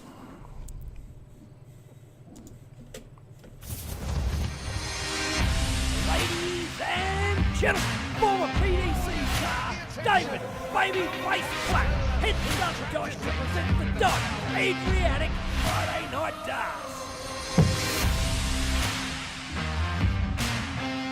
Everyone's welcome every Friday night to play for cash, play for fun at the Sterling Adriatic Centre, WA. Everyone welcome, come on down. All money paid out on the night. Weekly chase the ace jackpot of $2.5 grand plus play your We've got card a game on our cash hands, prize. ladies and gentlemen. It is one apiece. Nino Galinic, Tom Wiley. Two of the big heavy hitters of the Dosh Adriatic Friday night darts. Electronic scoring on Darts Connect and the final streamed live on DSL. Each night we're going to host a round robin. And just like that, draw's done. Brackets out. 5 minutes, you said, mate. More like 5 seconds. Yeah, well, told you, they don't muck around here. Sterling Adriatic. It's game on. And We have an exciting one on the stream board. I've just had a sneak peek. oh, have you? Okay. Yep. So Dion Wyatt gets the bye through to the second round. Paul Kickett, Neil Francis. The winner of that is to meet Dion. And Andre Yates, EJ Dryden getting the passes through to the second round with Matt Moody or Kaylee Pickett to take on Rick Jenkins. Liam Marlowe to take on the winner of Wayne Egan and Peter Sutton. John Gardner to play the winner of Leon Andrew and Anton Sock. Kite Stubbs and Tommy Barker to meet in the second round. Howard Jones awaits the winner of our stream game, Nino Galunich and Liam Carlton. And Tom Wiley, Carl Caton will meet each other in the second round. So it's exciting. Plenty to come. And, well, that is an opening round of top 32. So it's like 16, 8, 4, 2. 5 games to play in the knockout stage tonight. Nino's up there warming up already. So Well, it shouldn't be too far away from the start. He's always usually quite a punctual player, getting up there, getting prepared, and he'll be wanting to do well. Look, he's been Especially a then on great the inclusion into the regular stable of players that we get to see on a Friday night, and we sort of got to know Nino through the Friday night Sterling Adriatic darts, and watched him grow into that competition. He's gone deep. He made a final, I believe. I'm sure he has, and Yeah, I think so. he played Dave Platt on the final. I think I can't remember who it was, sounds but familiar. yeah. So he's he can do it, and when he knows what double he's going for, he's pretty brutal on it. We saw some really clean finishing as he tidied up the back end of legs there. When he's struggling to think which way should I go, what should I do, it affects his rhythm, and as it does with everybody. And he may look a bit awkward coming down, especially knowing that you're breathing down his neck, Declan. And but when he's got a clear plan and a clear double, he knows what he's going for. What he quite often does, and you'll see this in his game, you pointed it out earlier, is that he will go for a single number, aiming at the treble, thinking, well, that's a big one that leaves me a double, and not have plan A and B in his head at the same time. So when he hits that treble, he's lost as to what he's got left, what double he's got left. He knows it's going to be a double, just not 100% sure which one it is. And so that stopping, clearing that up with the scorer, and the scorer doesn't always know. They're not, they're just your mates. They're scoring their other players. They're not professional scorers up there, with all the answers rattling off like that. So that can take a bit of time, break a bit of momentum. And yeah, exactly. And look, for those of you out there watching, perhaps it seems I'm a bit too harsh or whatever onto Nino, and I don't intend to be. But I think the point I'm trying to get across is that you can get away with the miscounts at a lower level, because as much as you'll have a miscount, you'll also as often miss the dart you're going for. When you're playing to the level that Nino's playing at, he's hitting the trebles without knowing what that leaves, and I'm trying to encourage that he gets a bit better grip on what he's actually going for, so he doesn't interrupt that rhythm. He knows what he's going for. When he steps to the oche, he doesn't have to interrupt that and can take out the finishes. He's certainly got enough to hit any finish on the board. It just doesn't have that backing behind him. And that is, a backhanded compliment to Nino, really, because the reason for this, the reason this has come about is because his level has gone from there where it didn't really matter, as long as you leave a double, doesn't really matter, to bang, looking like he can take out any finish on the board, because his scoring and his trebling has really gone to a first class level. Yeah, exactly right. Like, I suppose if it was any old 50 average player, maybe 60 average player that was miscounting, you let it go. But when we've seen that Nino's capable of 70, 80 averages, and hitting the trebles on those finishes, you've got to hit that point where, as a player, your next step in development isn't your accuracy or precision, it's the counting and the way that you're going. Anyway, I think the point is made, and here is the man himself kicking it off in our first knockout tie of the evening. Nino Galunic, Liam Carlton, sticking with the first two legs, brutal cutthroat format.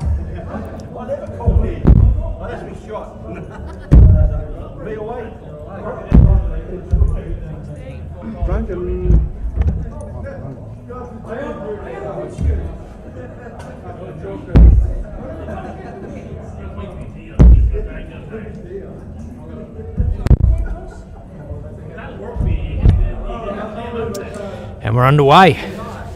Nino Galunic and Liam Carlton.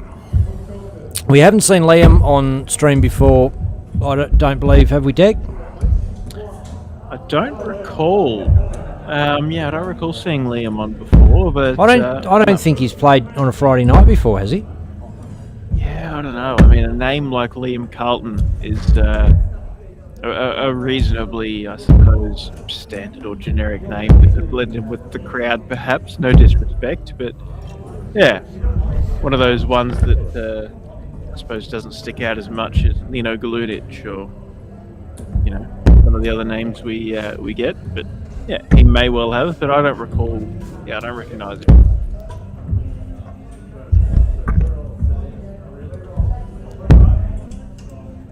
Comments have all gone quiet as we head into the most exciting part of the night. Well, we are into the knockout phase. First game of the knockout on the Dosh Adriatic Friday night darts. Nino Galunic, Liam Carlton. And Nino... he's on double 18, Nino. Oh, you got it! Boom! Oh, my goodness. I tell you what, Declan, you almost prophesised that. Well, he didn't have to worry about the maths on that one. He just had to worry about bloody hitting it. But Liam Carlton strikes back with a ton 40 to open.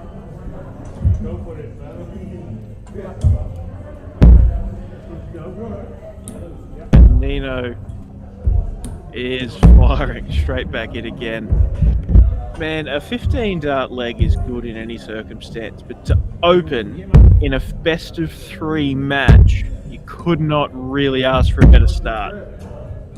But Liam Carlton has responded just as he needed to with that 140 to open. The 60, yeah, take it or leave it.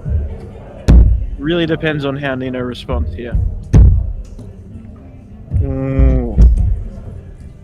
Liam just has to stay consistent. Break or hold his throw here and break the throw on the last leg.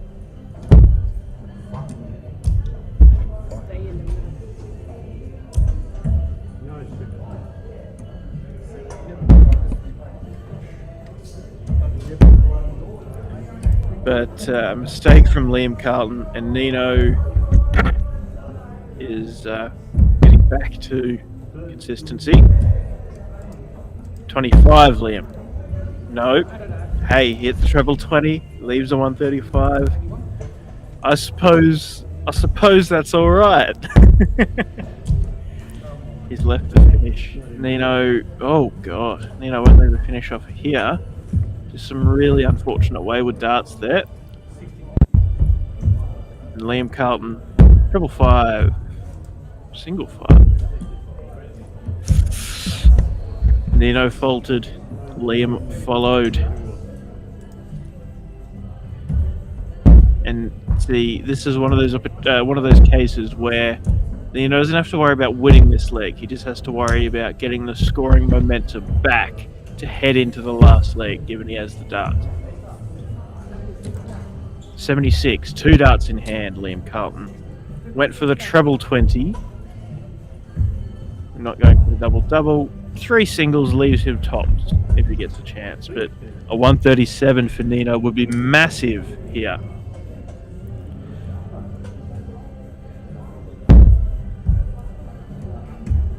A 137's nothing, is it, Declan? Didn't he just peg a 156? Yeah. I'd argue a 137's a bit harder, given you've got to switch your reel across the board a bit more. Fair enough. Did well to leave tops, but Liam takes it first, and it is a last leg decider with Nino to throw first. And I think that last 6 darts from Nino could not have gone, well, it could have gone more perfect, but really has gone quite well to bring Nino back into the rhythm and get the momentum swinging back. Not as far on Liam Carlton's side, really, after Nino had a few wayward visits in that leg. Both of them not dazzling to open, but better opener from Liam. Hear the cling on the oche.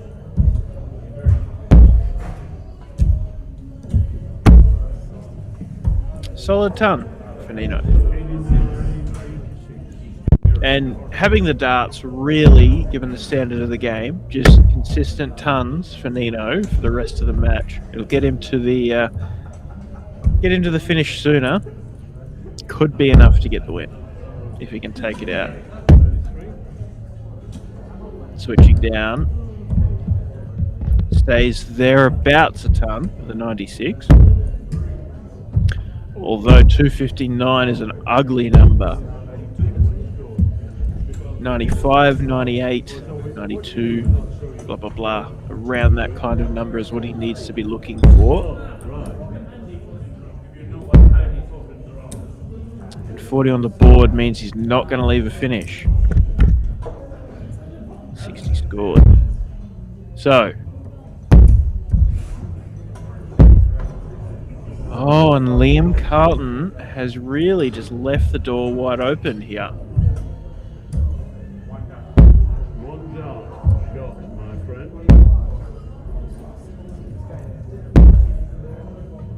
83 leaves 116. Good leave from Nino, and Liam really needs to find a treble. And he does, leaves 160. If you're not going to leave a nice finish, you're at least leaving a finish. And giving yourself an opportunity to get there.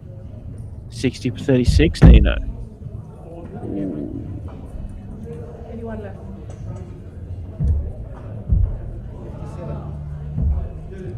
So 81 on the 81 left rather, dart in hand. It goes to 15. Each to their own. We know he can hit the 36, so good way to go. 41 from Liam, leaves 119. Really not the visit he was hoping for, given the circumstance.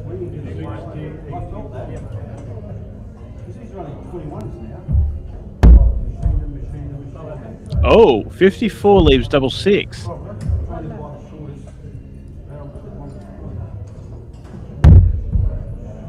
Double three. Oh, I would argue it would have almost been worth a tactical bust there, given the awkwardness of 119 that Liam Carlton sat on. Sounded like he wasn't happy about that visit as he got to the board. Don't know if that came through. One for double one, Nino. Oh, good mark out. Oh. At least he's left it set up with a one dart double. Exactly. Double 8, Liam. Double 4. Oh! Red hot crack. Another opportunity now for Nino Galunic. Yeah. Double one he wants.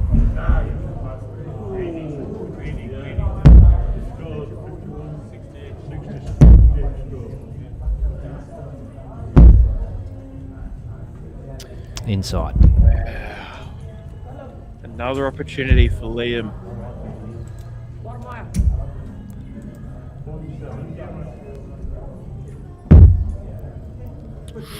Good mark out. Oh. That's in there. Gets it. good bit of bottle from Liam Carlton to get it done, and just he was so far behind in that leg, and just clung to it, got the job done, and very unlucky Nino. Just a little bit didn't come together, and just that. I think that 66. I think if you hit the single 18 on that 66, it would have been a whole different story at the ending of that. I think that hitting the 54, leaving double six, just it threw made him it a bit too it? awkward. And I mean, there's nothing wrong with double six. It's a great double, straight up and down, but it can just add that little bit of pressure if you start thinking, don't go inside, instead of just smack the shit out of it and get it. Exactly.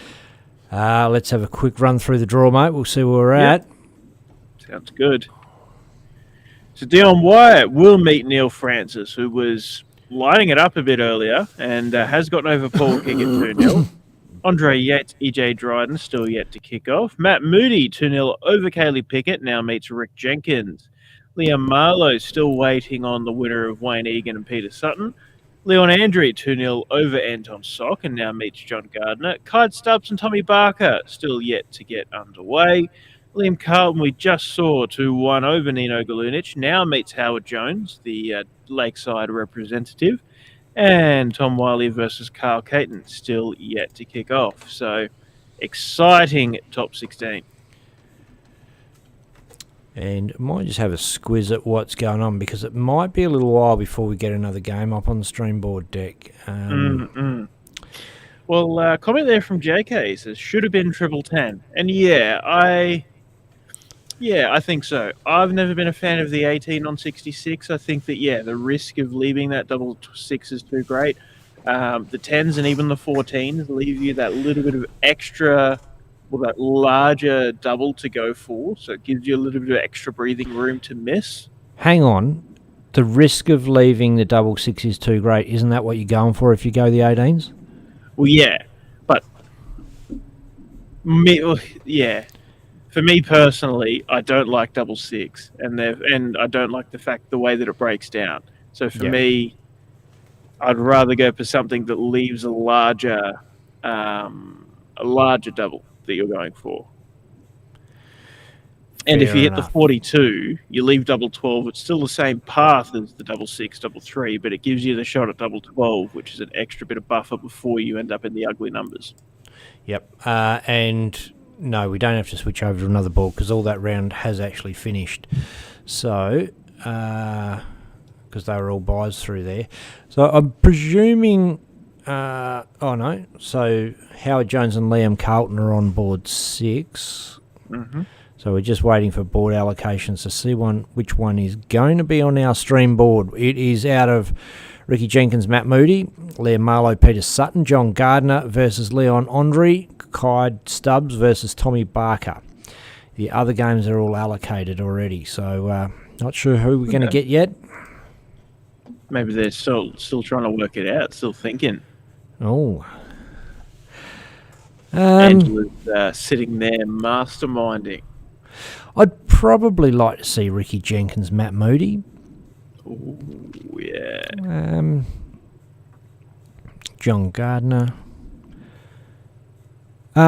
Look, I don't know Clyde Stubbs. Tommy Barker. Or Tommy Barker. Exactly. Yeah. So it'd be great to see a couple of new players on the stream. Not our choice, of course. It's we don't do those allocations. So unless they are only playing 4 and then waiting. Well, I bloody hope not. Yeah. Still not allocated, so not sure what's going on there. I'll just have a look and see if anyone's warming up on this. Oh, there is a couple of players warming up on the stream board, and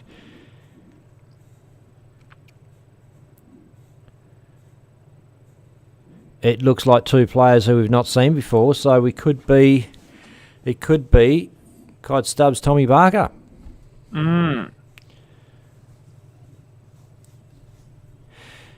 And the scoreboard is just saying home and away versus away, so maybe there's something in that, Declan, or is it default to that?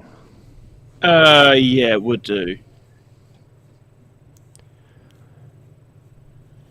Yeah, that's weird. It's going to be great having two players on stream we know nothing about because we can just make up whatever we want.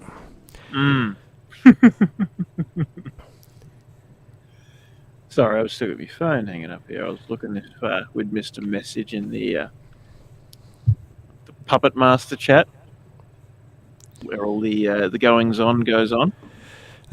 Maybe we should ask the question, Declan. Do you want to just do that and see what's going on there?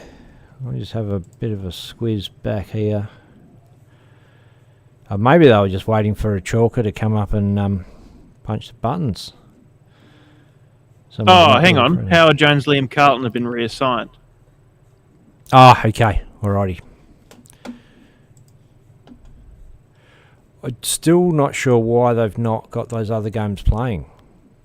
I'd imagine it's a matter of having enough boards and enough chalkers and all of that stuff. Righto. It is going to be Howard Jones versus Liam Carlton. I do like watching Howard Jones. And, Liam Carlton, we saw quite a capable player. Well, now that Liam's settled into the stream board, it might make a bit of a difference for him. Might make him feel a little more comfortable there. Yeah.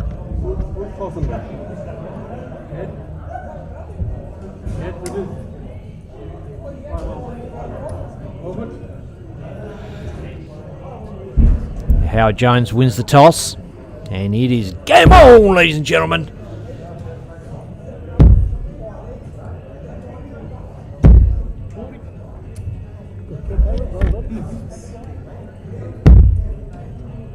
Yeah, we know what Howard Jones can do, and he went through on one last week, I think, didn't he? No, last week's winner was... shit, it'll come to me.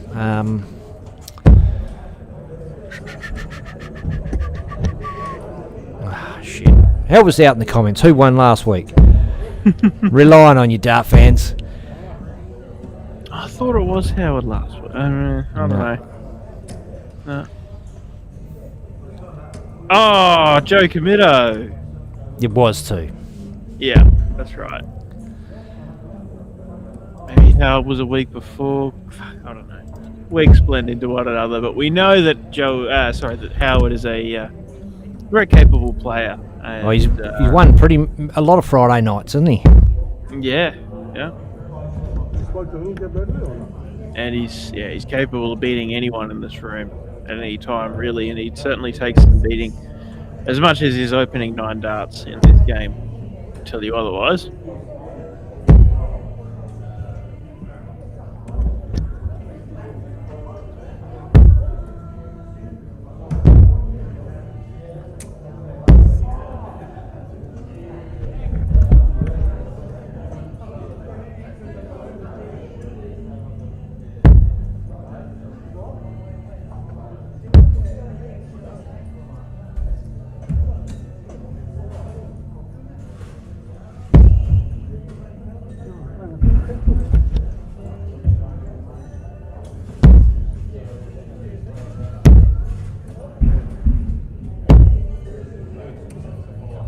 Ton for Liam on the back of that 85 means he's got 145 left when he returns. Howard on 252. He will be eyeing up a finish off this visit and fails to find the treble. And so Liam Carlton really should take out this leg.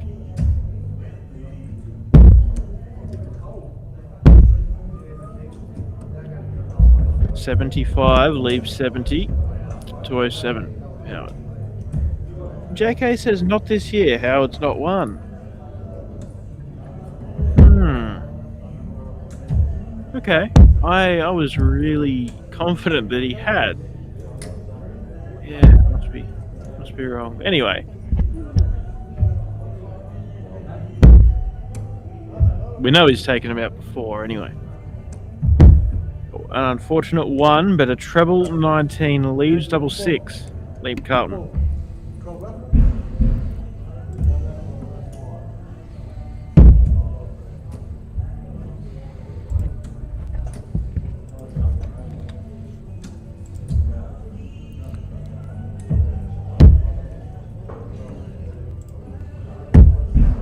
Oh, there we go. Garou Carmody. Howard won 2 weeks ago. Yeah, see, I'm not stupid.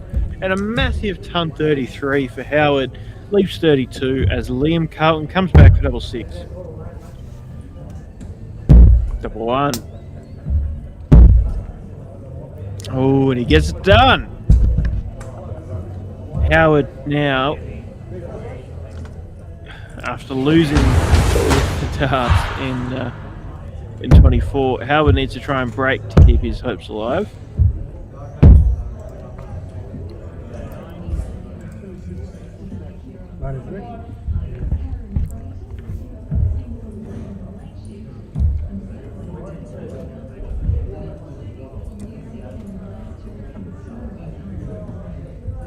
Just fixing something up there.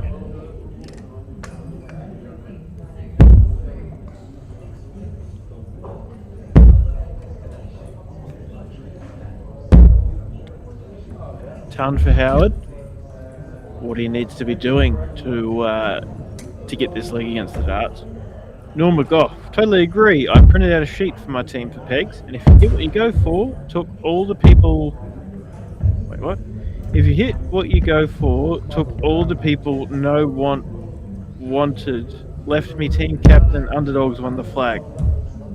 Oh, left me team 2 captain, underdogs won the flag. It was only B grade. Knowing what to go for if it hits something, what I leave, okay, I get what he's saying. So he had a printout of what to go for on each number. Oh, sorry, I talked over a 180 from Howard in the comment. Big visits from Howard, doing what he needs to do.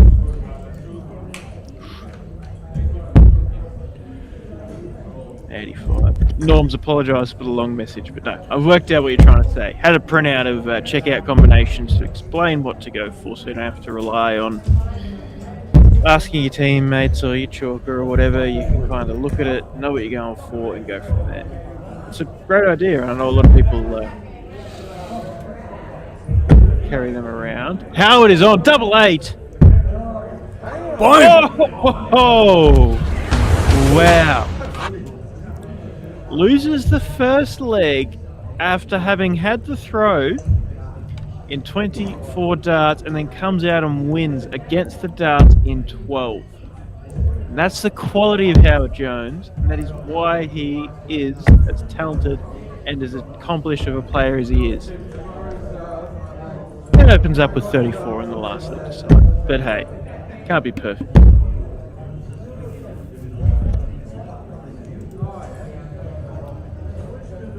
J-Baz Vegas Murphy. Hi boys, hope all is well with you guys. It's pretty damn good, mate, with the way Howard's playing. Hope everything's going well with you.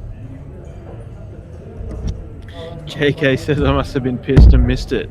You? Never. Doubt it.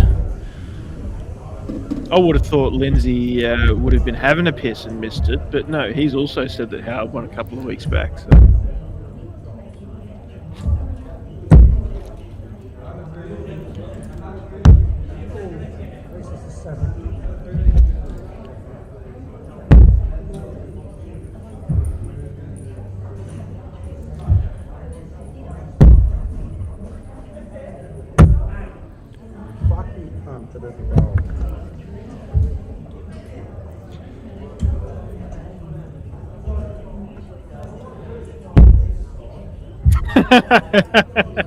He What's says, that? up yours, Declan.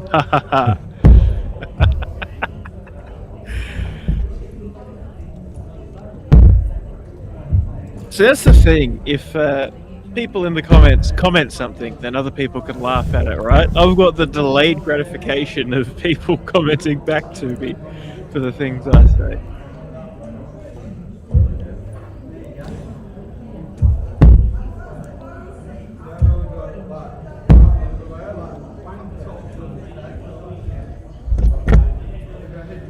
It's still first to 2 legs, and one apiece, all tied up. So this is it. Time to burn. So Howard Jones left the bogey, but Liam Carlton hasn't done much to capitalise on it. Leaves 191. Howard will be eyeing up a really big ton 20 plus visit here. maybe even a 1-3-3. Not starting with a 3 though.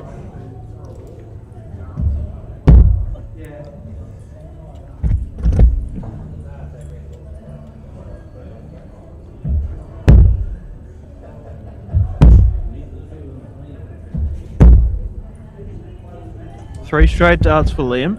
Leaves 131 after Howard left 122. Howard will be having a good crack at this. 1854. Doesn't go. He's gone the third. No! 3 single 18s. He shakes his head. 68. It could be worse. It could be better. 1 is not what Liam Carlton needed on that first start. So won't take out this finish here. What do you mean? 68 for the win. 48 now. 8 for tops. 8 for tops. Boom! Oh, he gets it done. Howard Jones through to the quarterfinals of tonight's comp. Looking at the scoreboard and checking out how he really went. Shakes the hand of the scorer in good sportsmanship. Scorer Wayne Egan there. And there you go. Good. It was a good fight. It was really hard fought, and Liam certainly stuck with it and had a crack. It was just tidy finishing in the end there from how Jones made the difference. And look, we might. Can you just quickly shoot a message? You're quicker than me, and see if they can put one of those other games on the stream board because they haven't started yet. Yep. See if they might know to flick it over, but more games the better. Hey, Dart fans, What do you reckon?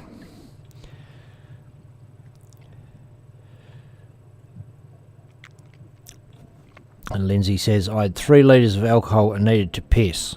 So shut the fuck up, I was able to chuckle at that as I saw it. Oh, we've already got Liam Marlowe, Peter Sutton. Oh, we do have? Okay, cool. Yeah. Awesome. That I just refreshed and that didn't come up, so Yeah, we all have good. now. Cool.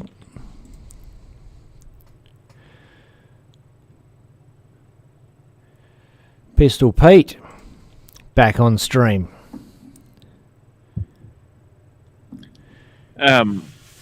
Yeah, but Lindsay, you don't have to defend yourself. What is it? 8 months after the fact. I'm just going to keep taking the piss out of you, no matter what. Everybody's got their little running joke, but it's all good. Just do something else stupid that I can pick on you for, and then we'll be sweet. You won't have to worry about defending your pissing.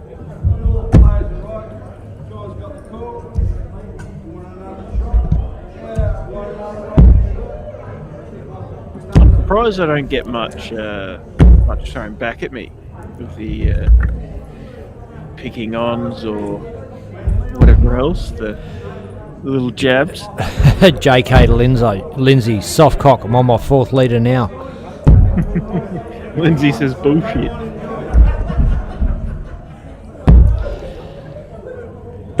And King with King in the YouTube comments says, should hopefully be back next week. Don't know who King with King is, but good to see him back next week.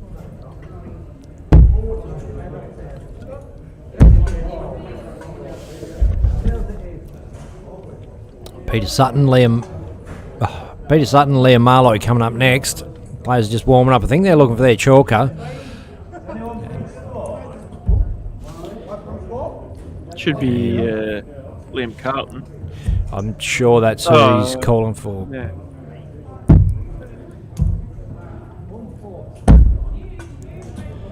There's Liam Marlowe throwing, and should be Liam Carlton to chalk, but he's probably just lost that game and not a regular, and just thought, well, it's time to go and have a smoke. That's what you do when you lose a game. Oh no, got a chance, stay in chalk. So he's walking up now, and we will be underway very shortly. So still in the top 16, and so still playing that first 2 legs format. So up to the semi-finals that we typically tighten up and broaden out into best of 5 and then into best of 7 into the final.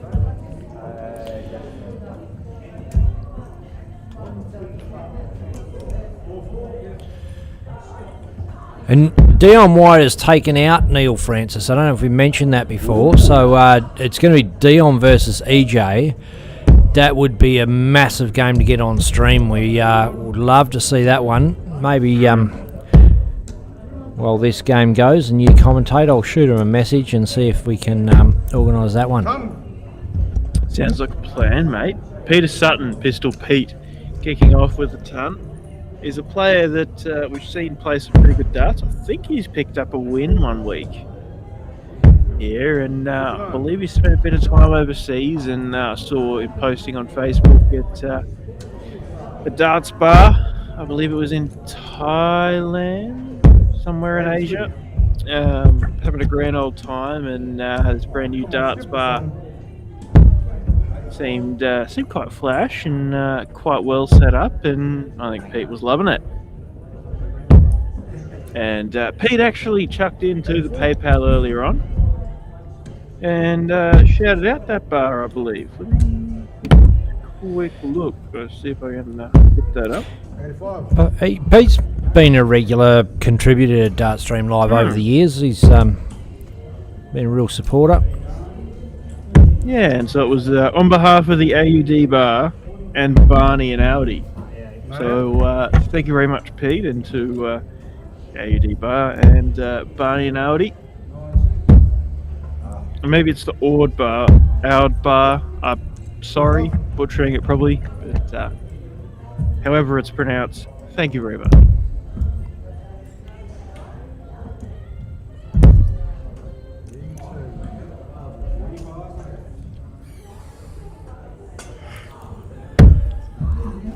And Pistol Pete's also won a Friday night, not this season, but last season he won one, didn't he? Yeah, I believe sure so. And look, he's on now. Oh, 140? I think he's always been a capable player, and I think he hasn't realised his full potential in terms of consistency. I think has always been the big thing. He could pull out some massive games, and he's just seemed to have trouble stringing them together. Whereas that one night at Dosh, he really made it happen, and did fantastic to pick up the win. And no doubt he's going to be trying to follow that up again. Oh, just outside of the double 16 there to pick up the first leg. Yeah, I'm going to do 65. 69.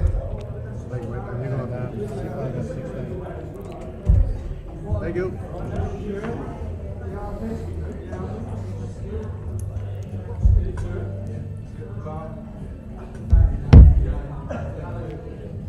Tops now for Liam Marlowe. Double 10. Boom.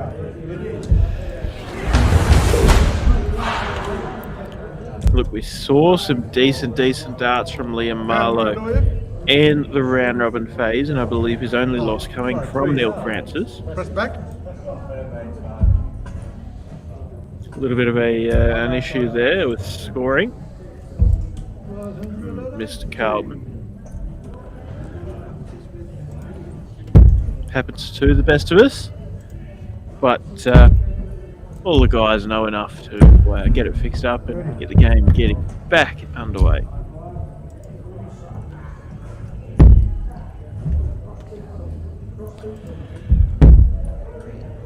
Isn't life so much easier now? Everyone's had a little bit of experience with Dart Connect and scoring platforms and whatever, and sort their own problems out, or there's someone nearby to help. Yeah, exactly. That's just a thing that comes with with exposure and with time in the market, and it's fantastic. And look, I think we've spoken about it more than enough times, but people used to be scared of Dart Connect. They didn't want to do it. They just say, I don't want to have to type in on the iPad and this and that. But then you give into it, you try it, you experience it, and you just realise it's just better. it's just better to be able to do it on the iPad, not have the paper wastage or the whiteboard markers or the whatever. Oh, I haven't. Yeah. We still do a book in Western Australia on league night, so at the end of the night, someone's got to add all that shit up and calculate averages and all that. They don't have to anymore. It's just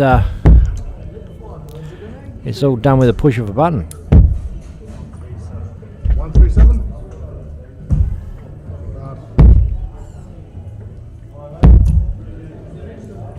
And actually, speaking of Dart Connect, if anybody from Dart Connect happens to be watching, I would love to talk to you about grabbing stats off of Dart Connect and web scraping them and putting them together. It seems like a quite 25. difficult thing to do and quite a lot of roadblocks. So if there's an easy way that I can get my hands on, love to know. 81. I got a feeling they don't want you fucking with their shit, Declan. All I'm trying to do is grab the data, mate. But if they're going to make it locked up and proprietary or whatever else, and I'm happy to share my opinions on that. 58 for Liam Marlowe, leaves 60, 246 for Peter Sutton. Really, 100. Pete, he hit the treble, he's left to finish, but you really would expect Liam to take this out and take the match 2-0. Double top, double 10. 50. Oh, big opportunity, Peter Sutton. He knows what he's got to do here.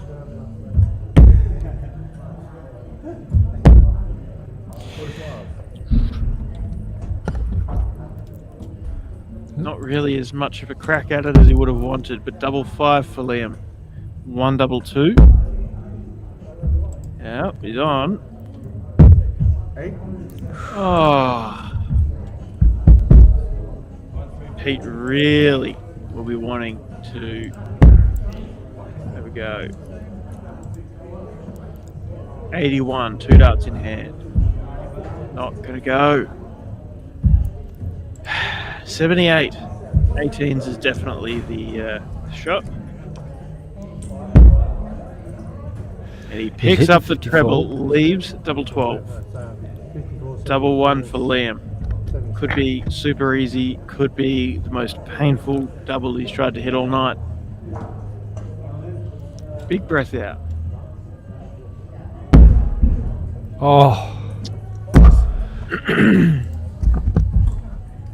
And stands there and takes the second dart into the one. Don't know what the... Double 7.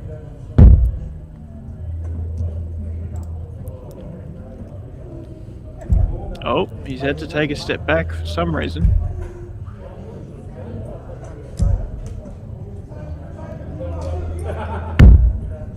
Stay still. 10. Perhaps our scorer has moved to get a better look at where the dart was and has thrown Pete off. I suppose that happens when you've got players that aren't used to the environment and things like that. But Liam Marlowe's hit the double 1 and he's taken the match. Good up.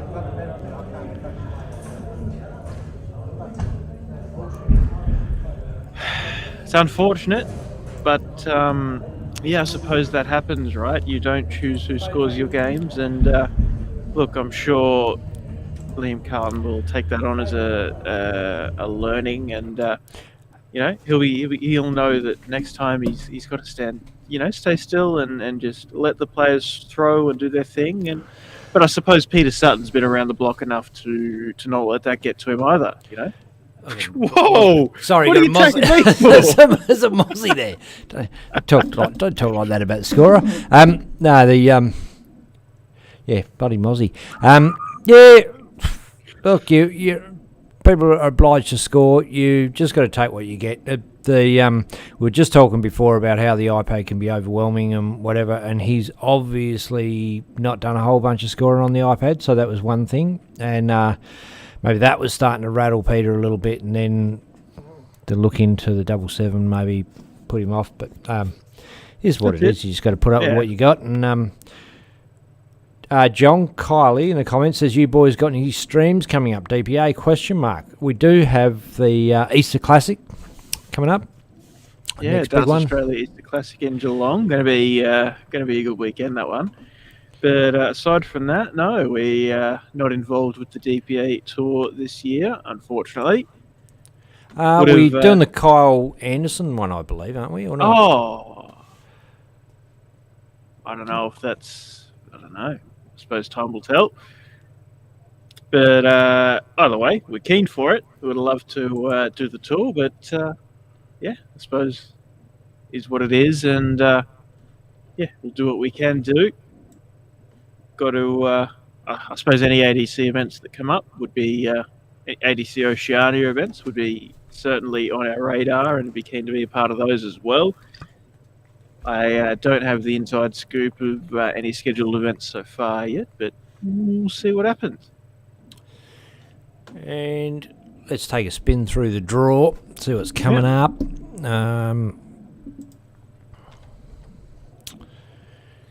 There we go. Dion White, EJ Dryden, as you were talking about before, Ben. Big game. Liam Marlowe is going to take on Matt Moody after Matt Moody's gotten over Rick Jenkins.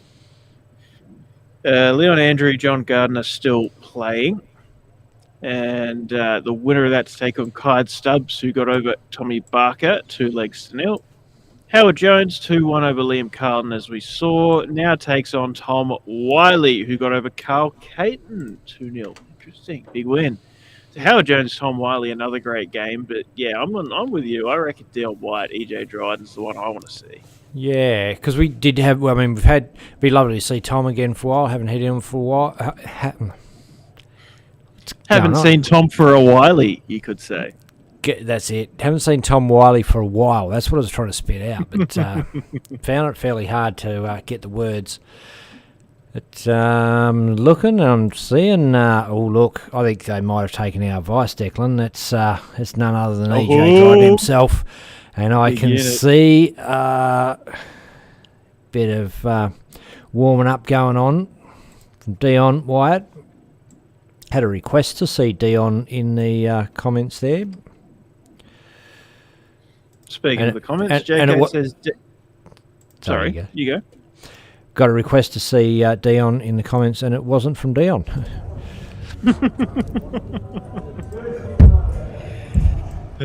Bloody hell. But JK says that I can export all data for my own Liga event, but unfortunately I don't. I'm not on the admin account for the Dosh, but maybe I should talk to Platty, see if we can get that happening. But I think it should be something that people can do, is have a export of the stats and have a proper squiz through, not just looking at it but using it. I reckon it's a pretty valuable thing. But well, if it's as easy as that, no, I can understand a good reason why it would be limited to the admin. I know, you know how Darts Australia like to keep the shit quiet until the presentations. That makes sense, and that can be withheld. But as soon as the stats become public, I reckon you should be able to click a button and get an Excel spreadsheet like CSV or whatever export of it. Anyway, we're missing a great game of darts here. Dion White averaging 138, having gone ton 35, ton 40. Fails to pick up the big treble there. Chance for EJ to jump.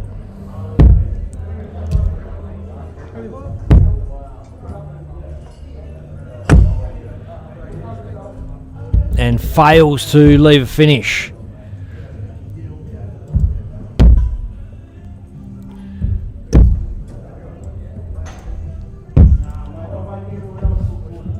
$87 left himself 96.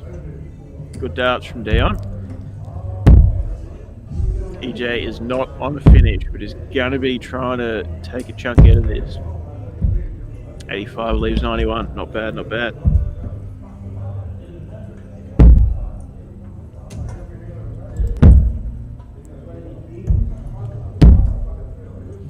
Game still in the balance. Dion's left 56, 91. Very, very peggable for EJ. Possibly 2 darts. Not now. 89, still peggable. 57 is good for 32. Boom! That's the quality that we'd expect from these guys. Dion Wyatt sitting on a 90-plus scoring average throughout that leg. And, well, one, I suppose, disappointing visit lets EJ Dryden come in and take out a 91 finish. And granted, that was only a hold of throw from EJ, but it really Dion stole the darts, and it felt like it was a break, but it was just a hold. Pistol Pete and Alice in the comments there in the YouTube, who says he let the scorer get to me, and spoke a little bit or mentioned it right at the end there. I could see and hear a bit going on, and it's unfortunate, it's one of those things. As much as it is known to be etiquette to just stand there, stand still, it's just something that happens when you have those inexperienced scorers and players, and it's part and parcel of the Dosh being an open comp and getting new players in, and he'll learn from it, and I'm sure he won't make the mistake again, especially not with you there, Pete.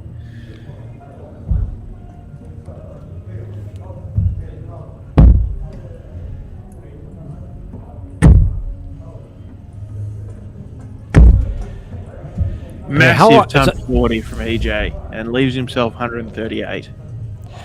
It's a highly charged environment. That was a double that would have decided a game, and everybody's sort of hyped up and kind of anxious about it, including the scorer. And he thought it was game over, I'd assume. So moved around to confirm.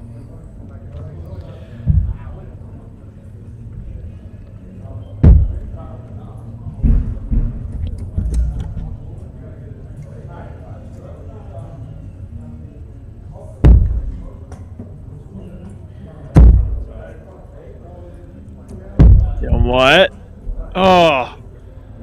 Wanted the single 20 on the last start to leave tops. Hits the 5 though. Still, 55 is not a bad leave.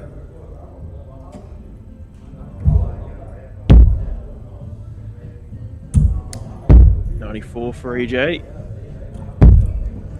3 straight 18s leave tops if he returns. You'd have to back Dion to take out this 55. Oh, the way he's been throwing, you'd think it's going to be no problem at all. 15's good for tops. Oh, he drags it down. That will frustrate him. Yeah. Tops for EJ for a 2-0 win, of course, being still first to 2 in this quarterfinal. That's very high. That one is in the hole. EJ Dryden. Tidy win, and Dion there, good sport as always, and smiles it off. But he'll be frustrated, he'll be disappointed, and he knows that he's a good enough player to have really, gotten that win, or to at least have put up a better fight. And he had the opportunity there, but that's the boy. I think he'll be frustrated he missed that double top at the end. However, I think he'd be pretty happy with the way he played.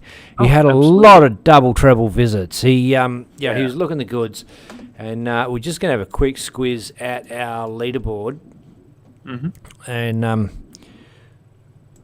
see what we've got going on there. I've cut some stuff off, so just give me a second to grab that for you.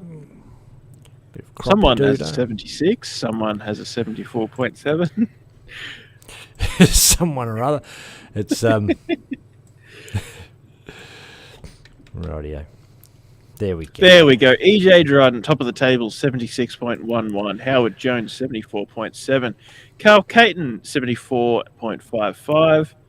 Rick Jenkins and Tom Wiley also above the 70 mark, with Dion Wyatt, Neil Francis, Wayne Egan, Matt Moody, and Nino Galunich running at the top 10, all above 66. A couple more 66s under there, but I'd have to say Dion must not have been playing that well before that, because he's coming out with a 68 average, and you would have to think he was high 70s at least in that match there. I didn't take that much notice of what was happening. I think Dion Wyatt does tend to be one of those who really does coast through the round robin and not really turn on until the knockout. And as I was saying earlier, like the round robin stage and even especially the bad legs in those phases is where you kill your average, because you're throwing more darts with lower scores. And so playing at that kind of level in the knockout really gets diluted quite a lot. Just having a squiz at the other games. So Matt Moody is... Oh, look, I can put him up here.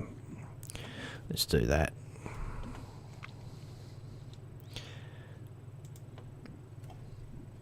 Could. If I was smarter.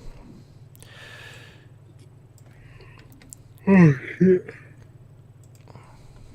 Oh. Sorry. It's, what is it, 12:30. It's Matt Moody 1-0 over Liam Marlowe, and Clyde Stubbs 1-0 over John Gardner. And that must have... well, let's have a look. See where they're actually at. Bit more left crop.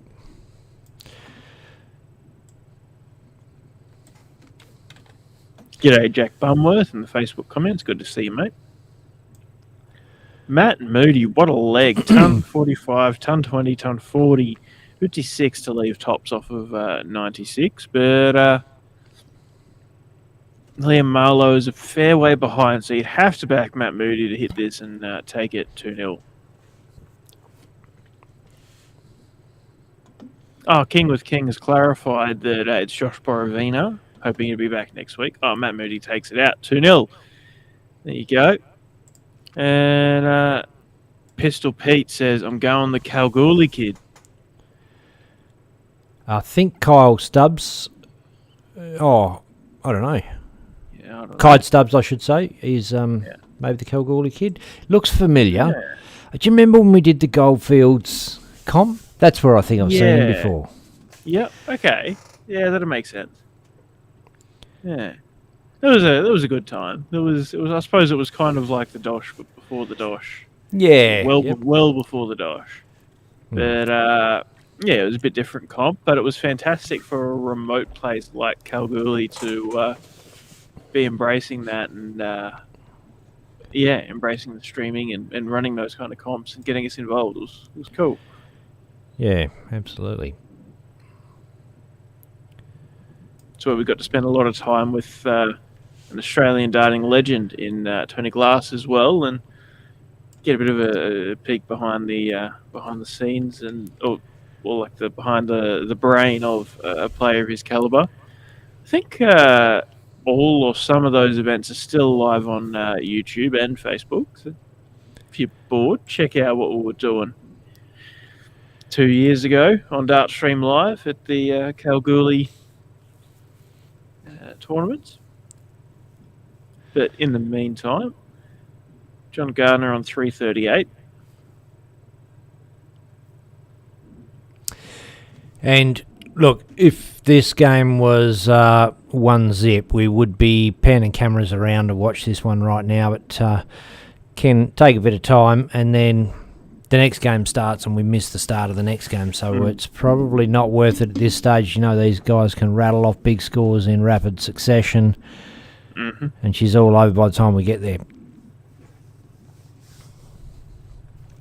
So we're not actually sitting in the venue, which would make it a lot quicker. You just grab the joystick and go, but we're remote accessing, so... Yeah, exactly. Clyde Stubbs bangs in a ton. It's a 41 to leave the big fish. John Gardner, hope he doesn't hit a 13 to leave a 170, even though it'd be cool to see him have a crack. How was Luke Littler's 161 last night against Van Gerwen? That's a beauty, good timing. And you know what? There's two other legs that he had quite not easy shots at bullseye to win and a bullseye to finish the leg, and hit 25s, and they weren't bad darts, and they were the things that turned the game around for Van Gerwen. Yeah, exactly. Yeah, it was I suppose it was a Van Gerwen we haven't seen for a while, or at least haven't seen much of for a while. And I don't know. Do you think Van Gerwen is past his prime, and do you think that's only going to be the once in a blue moons when he really wants it? I mean, he's obviously, I suppose, a bit bitter, or not bitter, but had a bit of a grudge for the World Championship final, and wanted to get the win back, and he would be very happy that he did. But do you think it's only going to be those kind of circumstances where he has that much hunger that he's going to pull those darts out? Or is this the start of a new beginning? Clyde Stubbs takes out 32 and 3 darts, and he is going through. So we'll have a quick look at where that puts the draw. When I bring the bracket up. Sorry, give me 2 seconds here because I'm moving shit that I shouldn't be.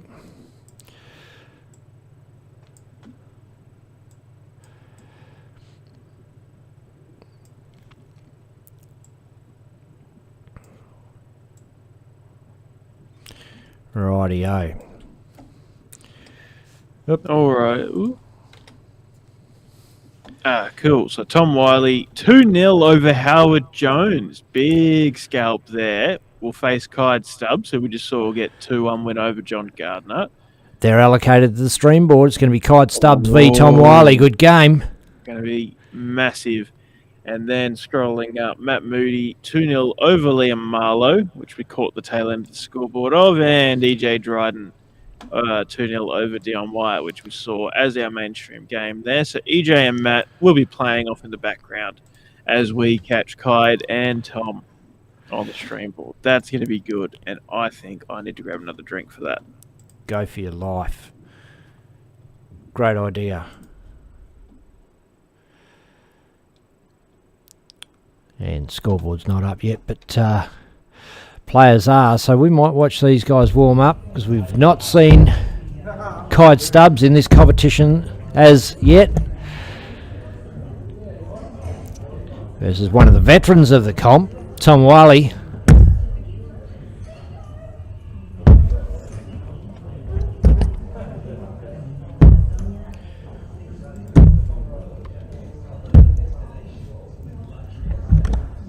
And they're just waiting for a chalk up.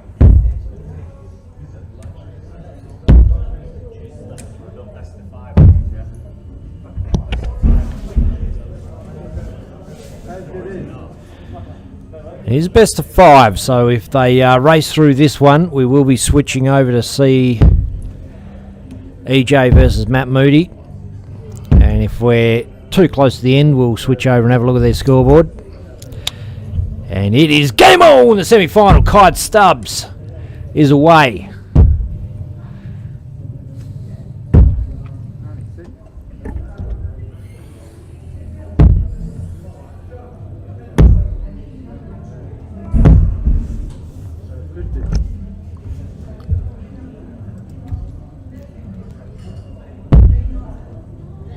And now that I can actually put the name to a face, and we've mentioned about Kalgoorlie, I do think I recognise Clyde from the Kalgoorlie days. JK in the comments says 170s are easy, eh, Ben? Oh, you know what we do have coming up stream-wise is JK's handicap comp final coming up. What date's that again, JK? 134. I think you've got to tell me about that, Ben. Oh, well, no, I just told you. I probably did. I think I did mention it, but if I not, might have forgotten. told JK we'll just stream the final of that. I think it's a Monday night. Is the final a Monday night? Let us know what the date is of that, JK,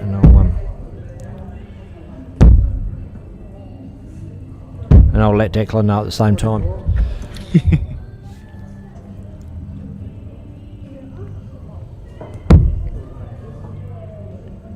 So Tom's having a crack at 135, hit the 25, but a little high on the triple 20. Hit another 25. 70 scored, leaves 65. Kai just a little low on the triple 20s off the 156. And Pistol Pete reckons the winner of this game between Tom and the kid is going to be the winner of tonight. Big speculation. Double 6 for Tom. No, Tom, you had double 6 left. Hang on. They called it. It's a miscount. Oh, No, it's not. You're wrong, I think, Declan. 65, 3, 50 is 53, and 8 is 61. But hey, score. Oh, of course. Sorry. It was. Yeah, you're correct. Score is called game shot. It keeps running.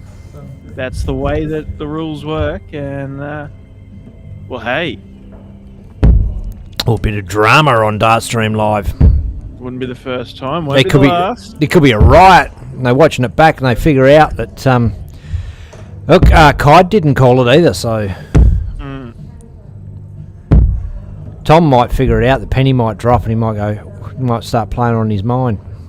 If he throws like an 11 or something, then that's probably why he's like, oh fuck. Hit the fucking wrong double. That's not bad. Not a bad impression. I didn't go for long enough. 132. Ajit Farsani says still a peg. It's an interesting way of looking at it, I suppose, Ajit. 46.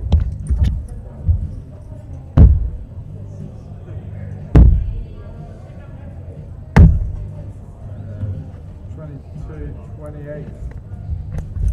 I think that was 27, wasn't it? Oh, it wasn't. 3, 19 and 5 looked like to me, but I could have got that wrong. Well, perhaps our scorer needs firing. I don't know who's scoring it, actually. Who? Sorry, I'm knocking things over. Who lost in the Dion White? It's Dion. Dion's a good counter. Yeah, I thought so. 99. Maybe it's not Dion. Didn't sound like his voice. I suppose the way semi-finals goes, you've normally got 2 players to score each game. Shanghai for Wiley. Ooh. Big 90 visit from Kai. Leaves 32 though. Great setup shot. Puts a bit of pressure under the Shanghai.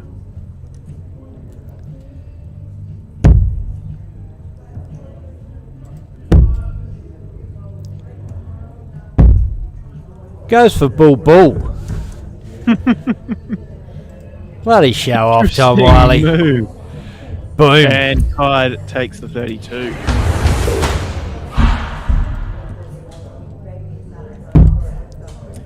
Maybe Tom felt bad, didn't want to go for the finish because he realised his mistake in the first.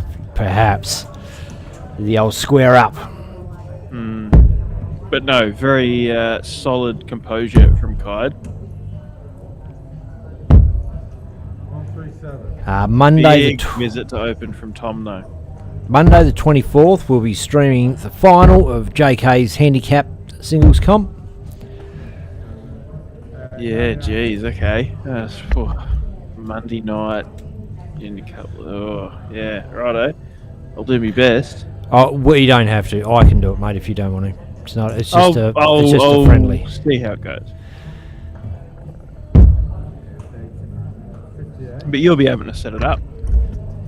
What's that? Anyway, Sorry. I said you'll have to set it up. Yeah, I know. Anyway, I'll we'll talk through it later. I'll just go down, set it up, and JK can pack it up and take it home with him. Yeah, okay. Good Road Comedy says Wiley Coyote pulling a fast one. I like it. Look, Meep, meep.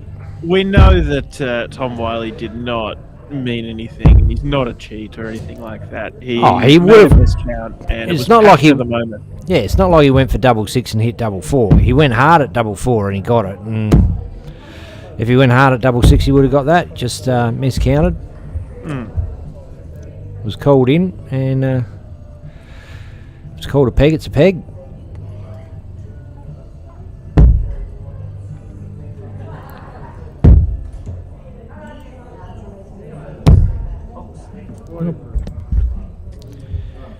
Tom doesn't leave a finish. He instead leaves 180. Kide with an opportunity. Oh, a 20. Oh, he banged I think it's in. There. Yeah, leaves 132. Nice finish. 25 was the safe dart on the last one there, but an aggressive treble 20 never goes astray. He goes the bullseye route, but hits an 8.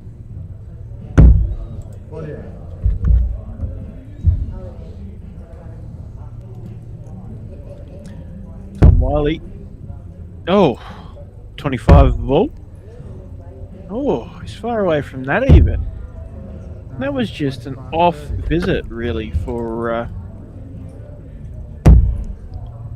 Tom. Not what we'd expect from him. Kide. 66.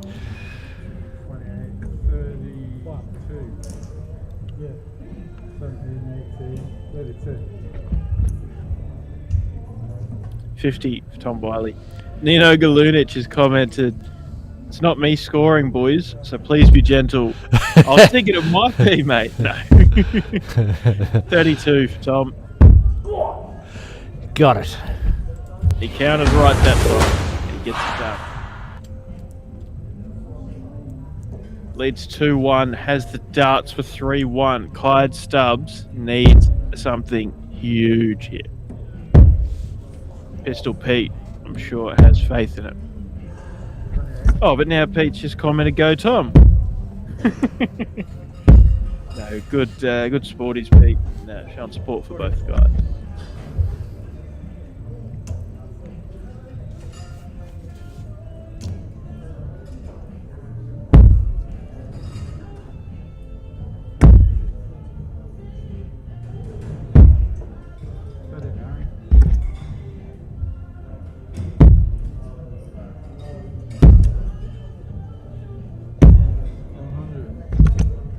Kite has a very strong and forceful throw. Bit more movement overall than the throw of Tom.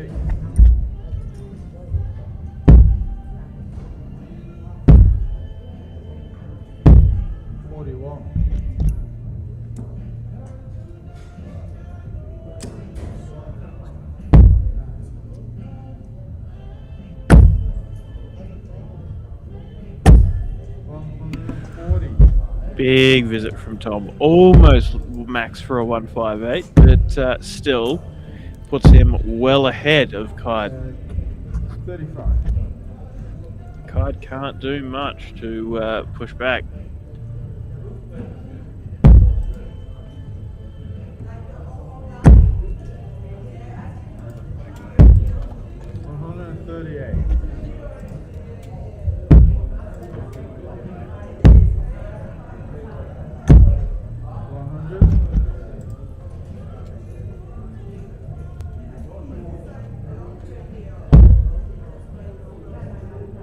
For tops. Boom. And he gets it done. Tom Wiley 3-1 over Kide Stubbs at a place in the final.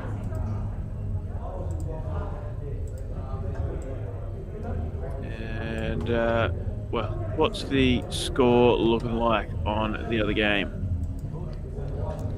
I think it's finished. Yeah, it is. EJ Dryden 3-0 over Matt Moody. EJ with an 80.5 average.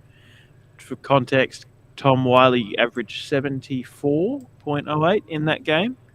And, well, there's not a lot between a 74 and an 80, really. It's the same amount of visits each leg, and that means same opportunity to win, really. Just depends on who throws first. Gets the bullseye and... makes for an interesting final, that's for sure. Tom Wiley, veteran of many finals on a Sterling Adriatic Friday night. EJ Dryden played some great games, possibly some of the best we've seen on a Friday night. Yet to make a final and yet to win one, obviously. So, big opportunity. Going to be a great game. Both fierce competitors. And I tell you what, EJ's going to really want this, Declan. Yeah, no doubt. I mean, we've seen Big Lindsay, and he's seen Big Lindsay, his good mates, starting mates, and seeing Big Lindsay have some good success. And EJ has played really well and just yet to have that big win. And I'm sure he's going to fight his hardest for it to come tonight. But I think Peter Sutton is backing Tom Wiley. He did say before winner of that game would be the winner of the final, and he says, but what do I know? It's in the comments. Yeah. I'm hearing you, mate. Okay, players just getting ready for the final. They can't jump straight off a high-pressure game like that. Tom Wiley will be up the bar grabbing himself a beer, and EJ will be sitting back watching proceedings, psyching himself up. No one's at the board yet, so won't be too far away from a start. We're just going to have a run through some sponsors here. Aussie Dart Supplies Online, great sponsor of Dart Stream Live.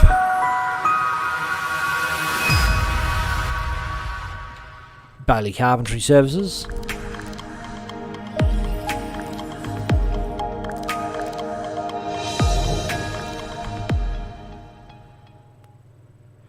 Mining Electrical Solutions.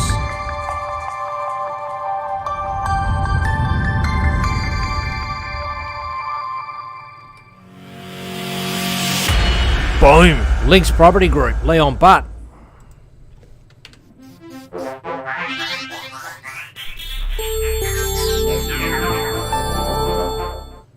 Get Plastered Rendering. And Portway Painting.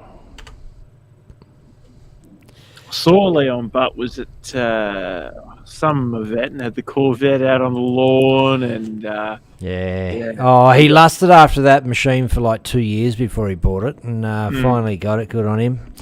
Yeah, and that's good to see. Good to see him enjoying the toys and I suppose the fruits of his labour. Yeah, absolutely. Big final, Dart fans. If you just tuned in, it is EJ Dryden versus Tom Wiley in the final.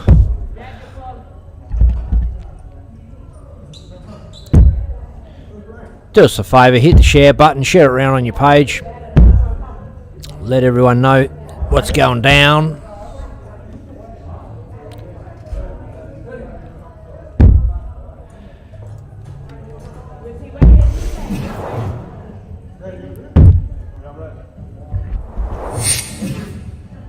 Play just about to get underway. EJ Dryden, Tom Wiley. Tom Wiley got the start. And it is game on, ladies and gentlemen.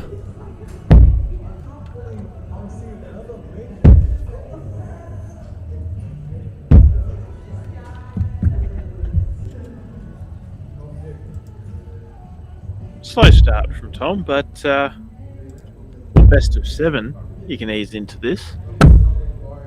Feels like a marathon compared to what the guys have been playing all night.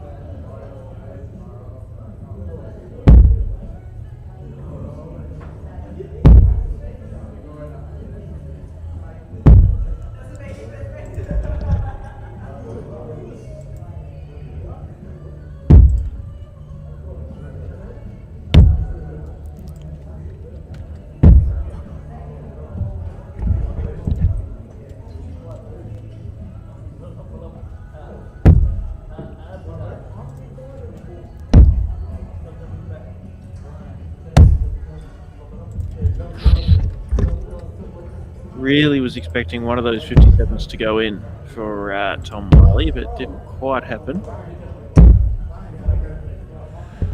They're both staying pretty on par with each other, but just yeah, neither one's jumping forward and playing fantastically.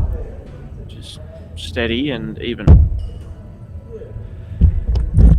Well, nervy start. Tension in the air.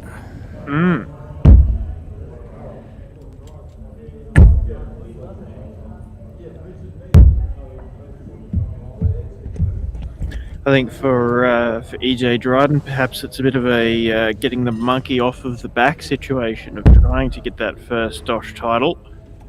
Tom Wiley, it's one of looking for another one of many titles of the Dosh Friday nights, but it's against a player who really would be building a reputation for being one of the strongest players in the room and able to just bring out fantastic darts. And Tom will be acutely aware of the fact that as soon as he starts firing, EJ is going to come back with something fantastic and really going to make him work for it.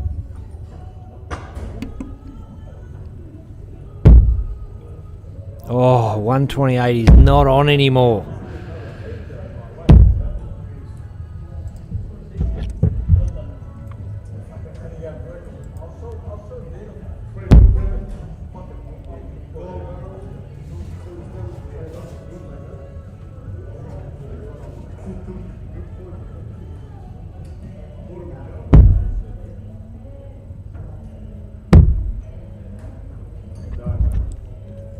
Tom has a shot at the ball to leave 32. It goes. EJ, double two for the win. Boom.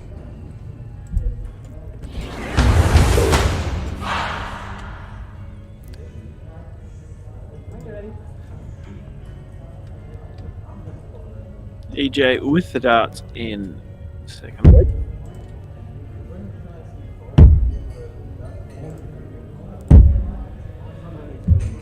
Starts off solid with a 97.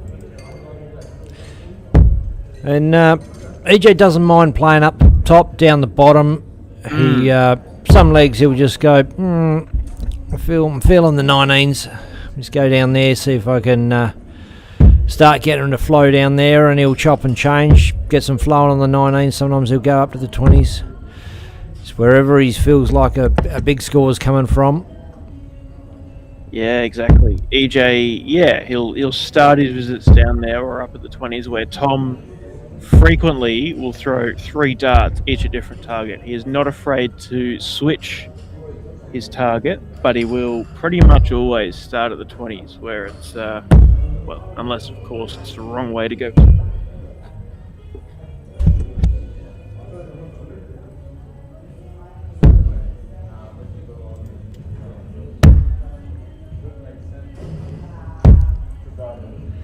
And that's exactly why. Goes low again on the 20s, but fills up the treble 19s with the last 2 darts. But here's EJ going straight at it, thinking, why waste time with just a single 20? Just bang in the 19s where you can.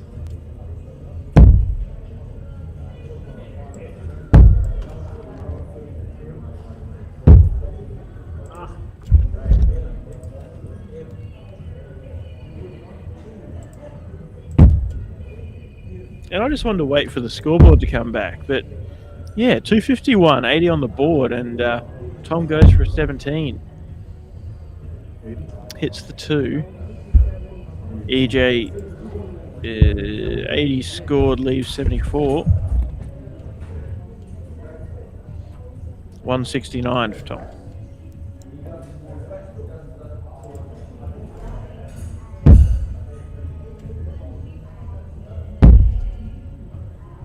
$54.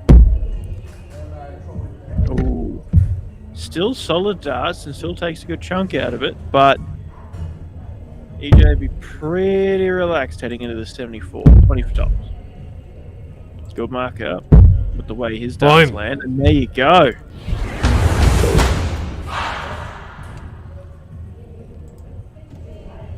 All of a sudden, Pistol Pete's assurance is looking a little shaky.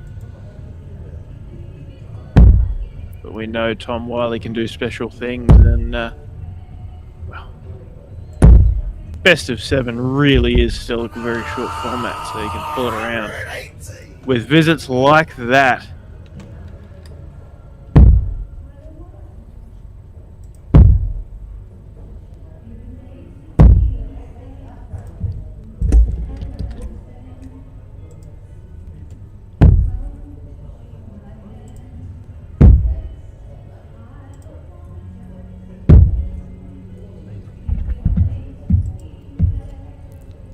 only half of a 180 to follow up.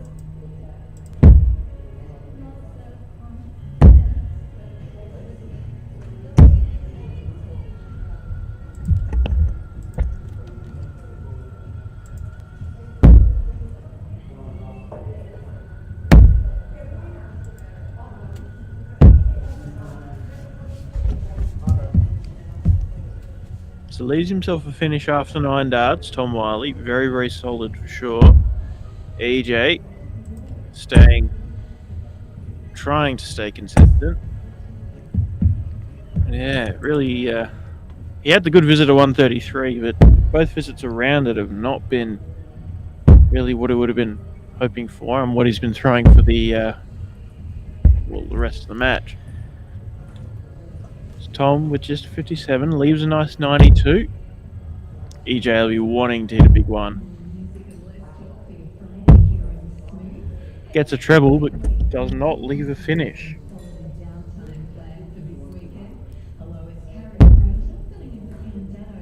$77 now, Tom. 19s, 15s.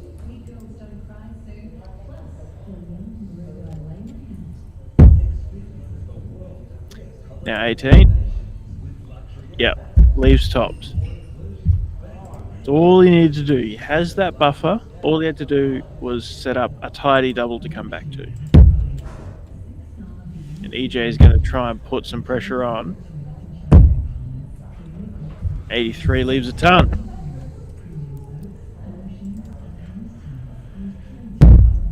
Boom.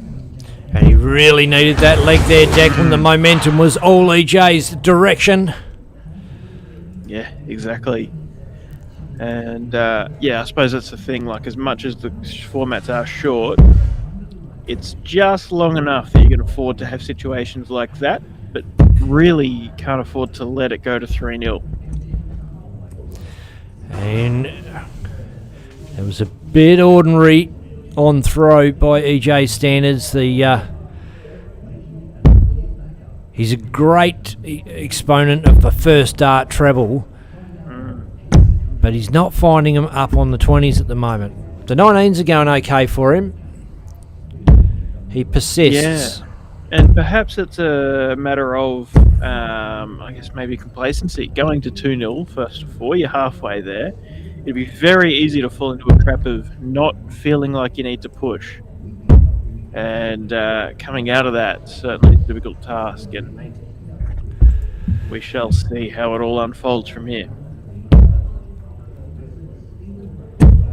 He's definitely sort of playing better on the 19s, I feel, but he's decided to play this leg up on the 20s. May change his mind after that throw fails to reward him with a big treble.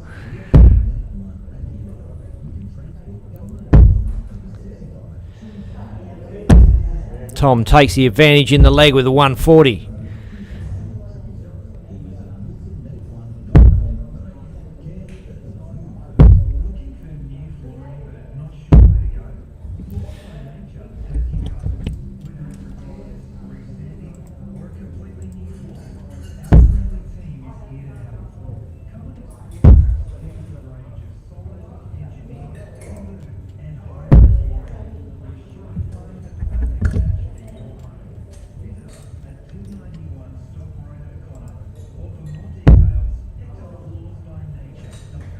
Scoreboard seems to, yeah, there we go. Takes a moment to catch up. EJ Dryden 3 straight darts, leaves 180. Tom Wiley.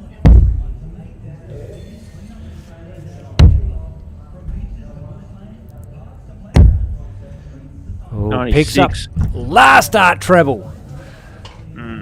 Put some pressure on. Oh, doesn't hit. That's the thing. In these ranges of the 100, 90, 80, 70 even, and a bit lower, it doesn't really matter what the number after that is. But what matters is you're getting into those kind of regions of the 80s. And so now is where he starts to think a bit more about what he's going for. 19s or 15s. Not 2s. 51. Doesn't go. So EJ. Massive opportunity. Yeah. Really could have been the catalyst for him to really tidy up and move into the next leg to potentially win 4 legs to 1. But now you have to feel Tom's in with a good chance of taking it out. Double 18. Just let you know, EJ's got a ton left, so that's not a 135 there. That scoreboard will catch up in a second. He's after 100. He can see it. Everybody else can see it at the venue. 60's good for Tops. Oh, down for a double 10. Oh. First time he's missed one. A clear shot at double like that. And Wiley has double 18 left. There we go. It's all caught up.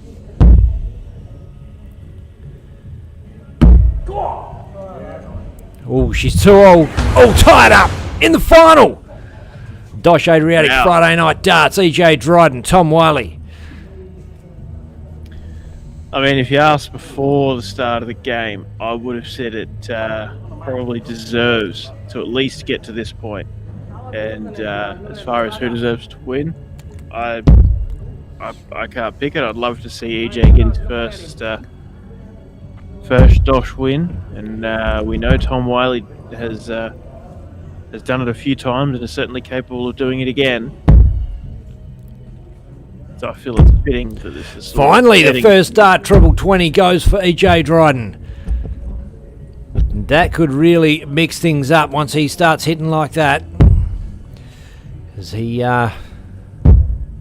finding the first one's part of the methodology, and once he does that, they seem to flow. They seem to follow.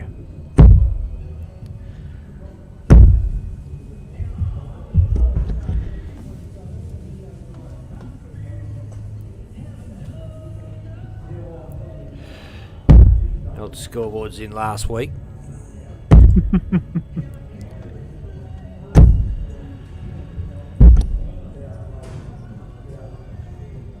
Weird. It's unfortunate, but it happens. Tom's ton is answered. It's neck and neck. Tom having a slight advantage given that he started. That advantage is about to be wrestled away, you feel. EJ's found his range on the treble 20.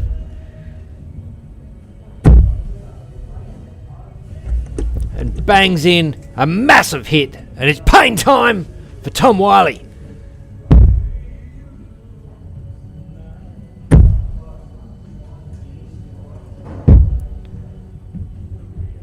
$59. Awkward visit. Really needed a treble. Really any treble there.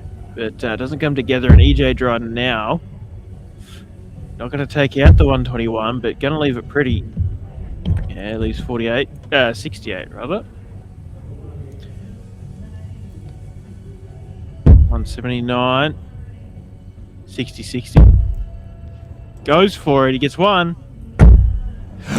Massive hit. Tom. Some serious pressure now. EJ Dryden, 68. It's a break a throw. For double 16. Oh, he's outside.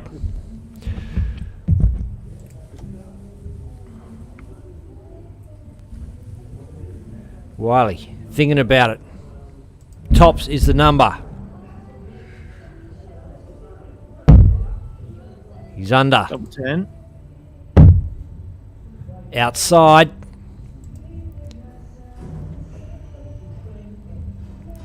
Don't know what's going on.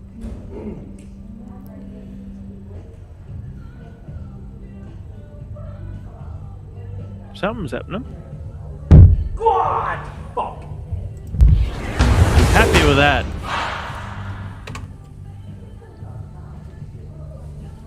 And look, hard fought leg. Tom Wiley gets it done. And EJ really just needs to tighten up the finishing. There's a big difference. He's running out of time to make it happen. If Tom Wiley wins this leg against the darts, it's game over. Look, he was so close to getting that breaker throw then. He would have come home on throw, EJ, and that would have made life a lot easier for him. As it is, he's got a hold throw here and hope to get another break. But the task at hand is just to win this leg. And finding his range on the triple 20s is part of that equation.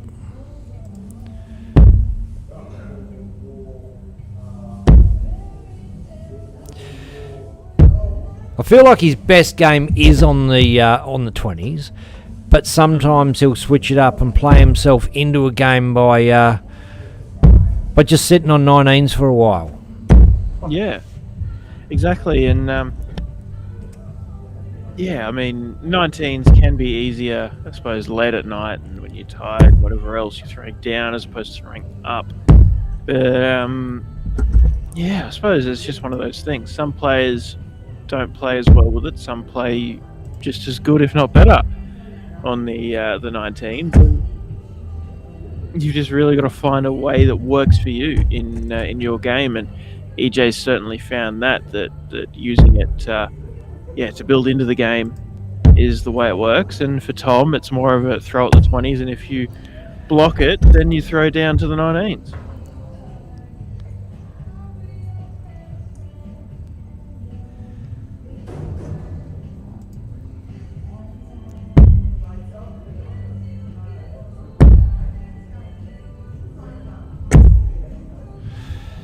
Ton, it's a good steadier.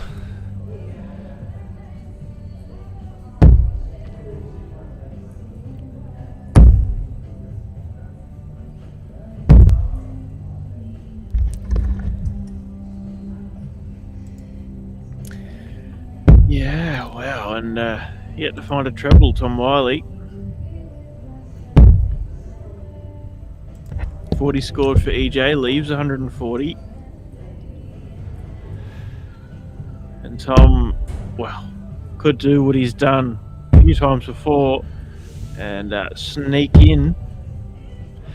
Well, it's not been a massive leg from EJ. He's on 140 after 18 darts, and that is a breakable leg by Tom Wiley standards. He's not really done enough. Or has he? I mean, Declan. 3 tons, but given the other shots mixed in with it, certainly a big opportunity here for the big fish, Tom Wiley. Oh.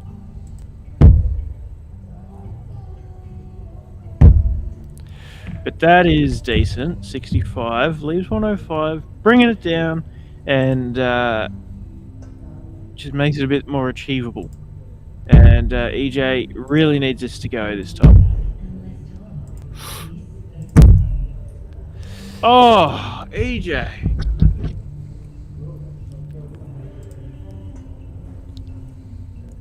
Tom Wiley for the match. 60, 13 for double 16 for the match. Oh.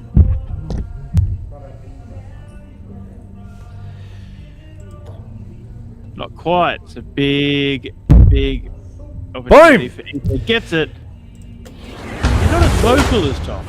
We are all tied up in the final. EJ Dryden, Tom Wiley, 3 apiece. And it is game on, motherfuckers. Tom Wiley gives a big roar and he's excited. He's passionate about when he hits those doubles. And EJ's just, yep, all right, off to get the dart out the board. Yep, all right, off to the next leg. Tom's just, he's a hungry animal. And EJ is just a masterful, calm, I don't know, giraffe? I don't know. I don't think EJ Dryden has ever been described as a giraffe in his life.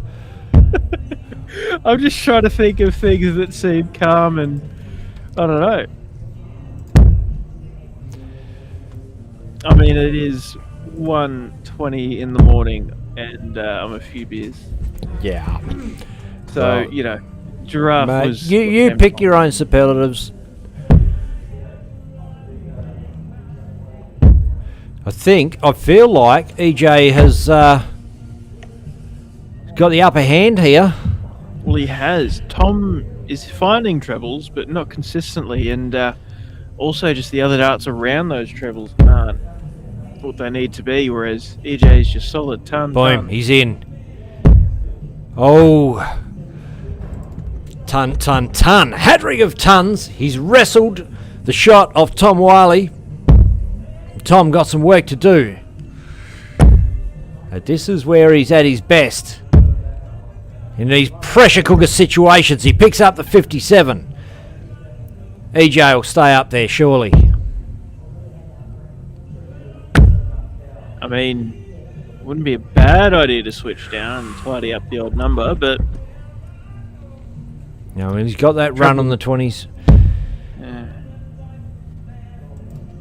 yeah, exactly. Better off to stick with it and bring it down lower. Tom Wiley leaves 112.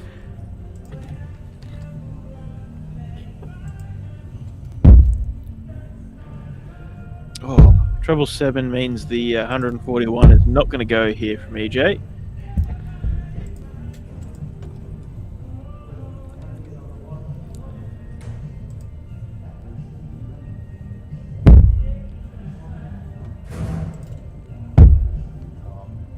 One of the 57 for the bullseye would have had to go for it, but instead he's coming back for 80 unless EJ can take out an 80 of his own.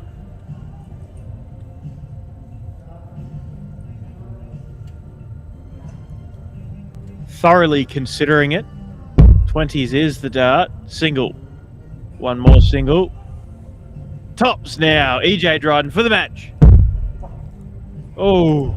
Unlucky. Someone's missus is getting a lot of airtime tonight.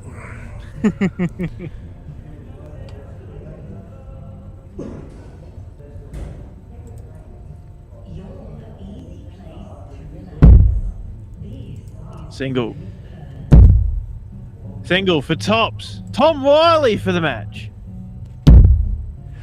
Oh. And a similar result. EJ's looking mean and serious. It's a 19 for Double double 8. Boom! And he's in. EJ Dryden gets On the it camera, done. mate. Yeah. And EJ Dryden gets his first Dosh Friday night win. And it is against Tom Wiley, an absolute regular of the Dosh Friday nights, and one of the certainly established and accomplished players in the cohort. Nobody at the control desk, so we'll have a whip around. See over there, Angela Fairman and Anton Sock. Over there with Julie Lewis. And pretty good turnout, still sticking around for the final. Dion Wyatt, John Gardner, of course our winner, EJ Dryden. And I wonder who's dealing out the money tonight. I'm not sure. Maybe Anton. I don't think. Is Carl still there? Look, there's a great many volunteers that help make these Friday nights a success. Anton, one of them. You can see him over there. Out the door. I think everybody's out the door, so maybe no presentations. I suppose nobody can quite do it like Platty does it. And young fella with the Household shirt on is finding the camera. He's trying to find himself on TV. Don't pick your bum, mate. You're on telly. Oh, God. Oh, it's not a Household shirt. I don't know where I thought that from. It's like SpongeBob, isn't it? SpongeBob and Shrooms, I think. He's realised there's a delay. He's happy. He's excited. I think Mum's caught on.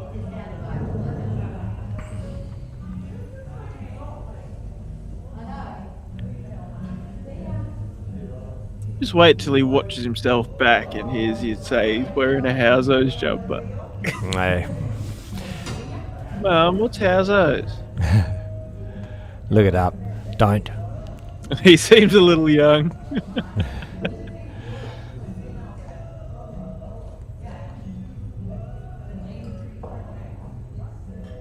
There we go. Everybody's saying their goodbyes, but yeah, I'm pretty convinced there's no presentation, or if there is, it's pretty. Well, low EJ might have key. just gone out for a smoke. That's not the exit that he walked out.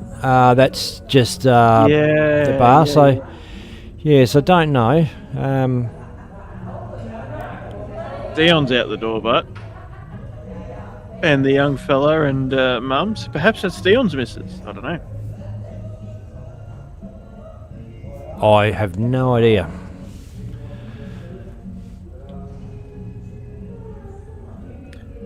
And Ros Watkins there as well.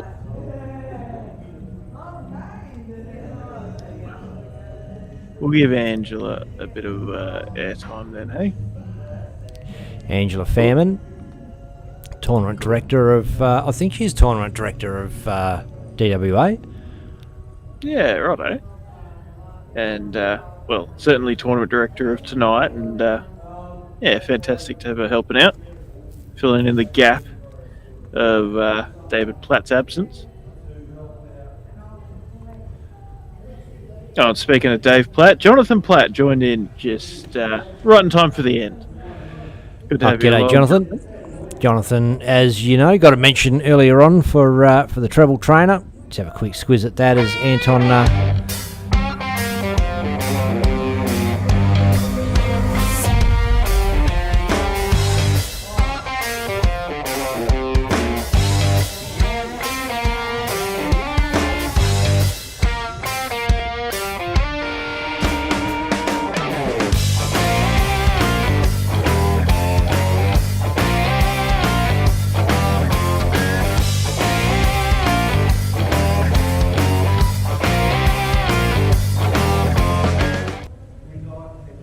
And they're just packing up in the venue. So, yeah, I reckon... We'll stick around just in case there's something happening. But because EJ definitely didn't leave the building, he's gone outside. Sure there's no exit out that way?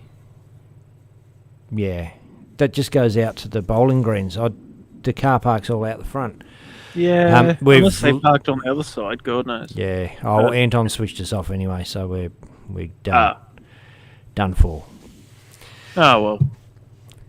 Great Friday night Well, darts. last- Wait, oh, you're gone as well. What the hell happened there? That shouldn't have happened. Just me. Spooky. I should still be where I should still be. Yeah, hang on. I do. Hang on. Okay. You're back. Cool. I don't know why that. I'm not sure what happened there. Something overtook you. But Anyway, yeah, back. but Well, yeah, just it was in a good case you Friday thought night. Declan was actually there, he's not. He's virtually there. I do not fly to Perth every Friday after work to stream from Ben's lounge room.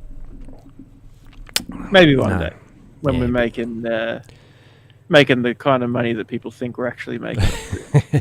Then it's not a lack of commitment, mate. It's just how it is. It's the landscape of the darting scene, right? There's not enough money to go around for us to be making top dollar. So of course it's just the way it goes. We do it for what we can get, and well, Dosh is certainly big supporters of us, and we love them for it. It's good fun. We love being a part of it. Absolutely. Great to see a new winner. And look, EJ's turned up week in, week out since he started. I think he came with Lindsay one week and and liked it, and could see that he was on the cusp of picking up that $200. And tonight he came through, and Tom Wiley threw everything at him. He's a tenacious competitor, and Tom doesn't like to lose. He's gracious in victory and in defeat, but you can see his blood pressure rising, and he's aggressive at the board. He's very passionate with his celebrations of hitting doubles, so you can imagine what it's like when he doesn't hit the doubles. You know what I mean? You can tell how much it means to him, and as passionate as those celebrations are when it goes in, internally he's having to push that down and hold it all in. But yeah, what a great night of darts. I was glad to see EJ win after fronting up so many weeks in a row and putting on such great performances, and we've seen him struck by the curse of being the most dominant player all night and getting knocked out first round of the knockout rounds as well, which is disappointing for him. So to put it all together for a night, and you know what? There's nowhere near his best game in that final.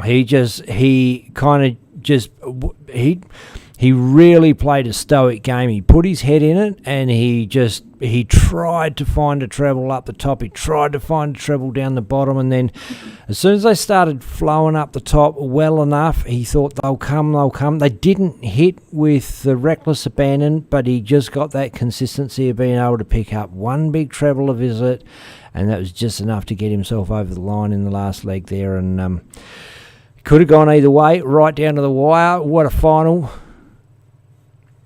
Yeah. Yeah, look, guys, we're going to sign off. Declan's just about to fall asleep on you.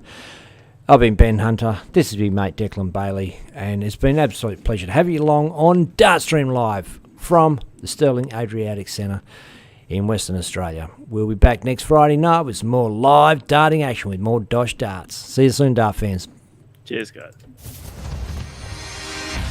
Ladies and gentlemen, former PDC star David Babyface Black heads up Dosh to present the Dosh Adriatic Friday Night Darts.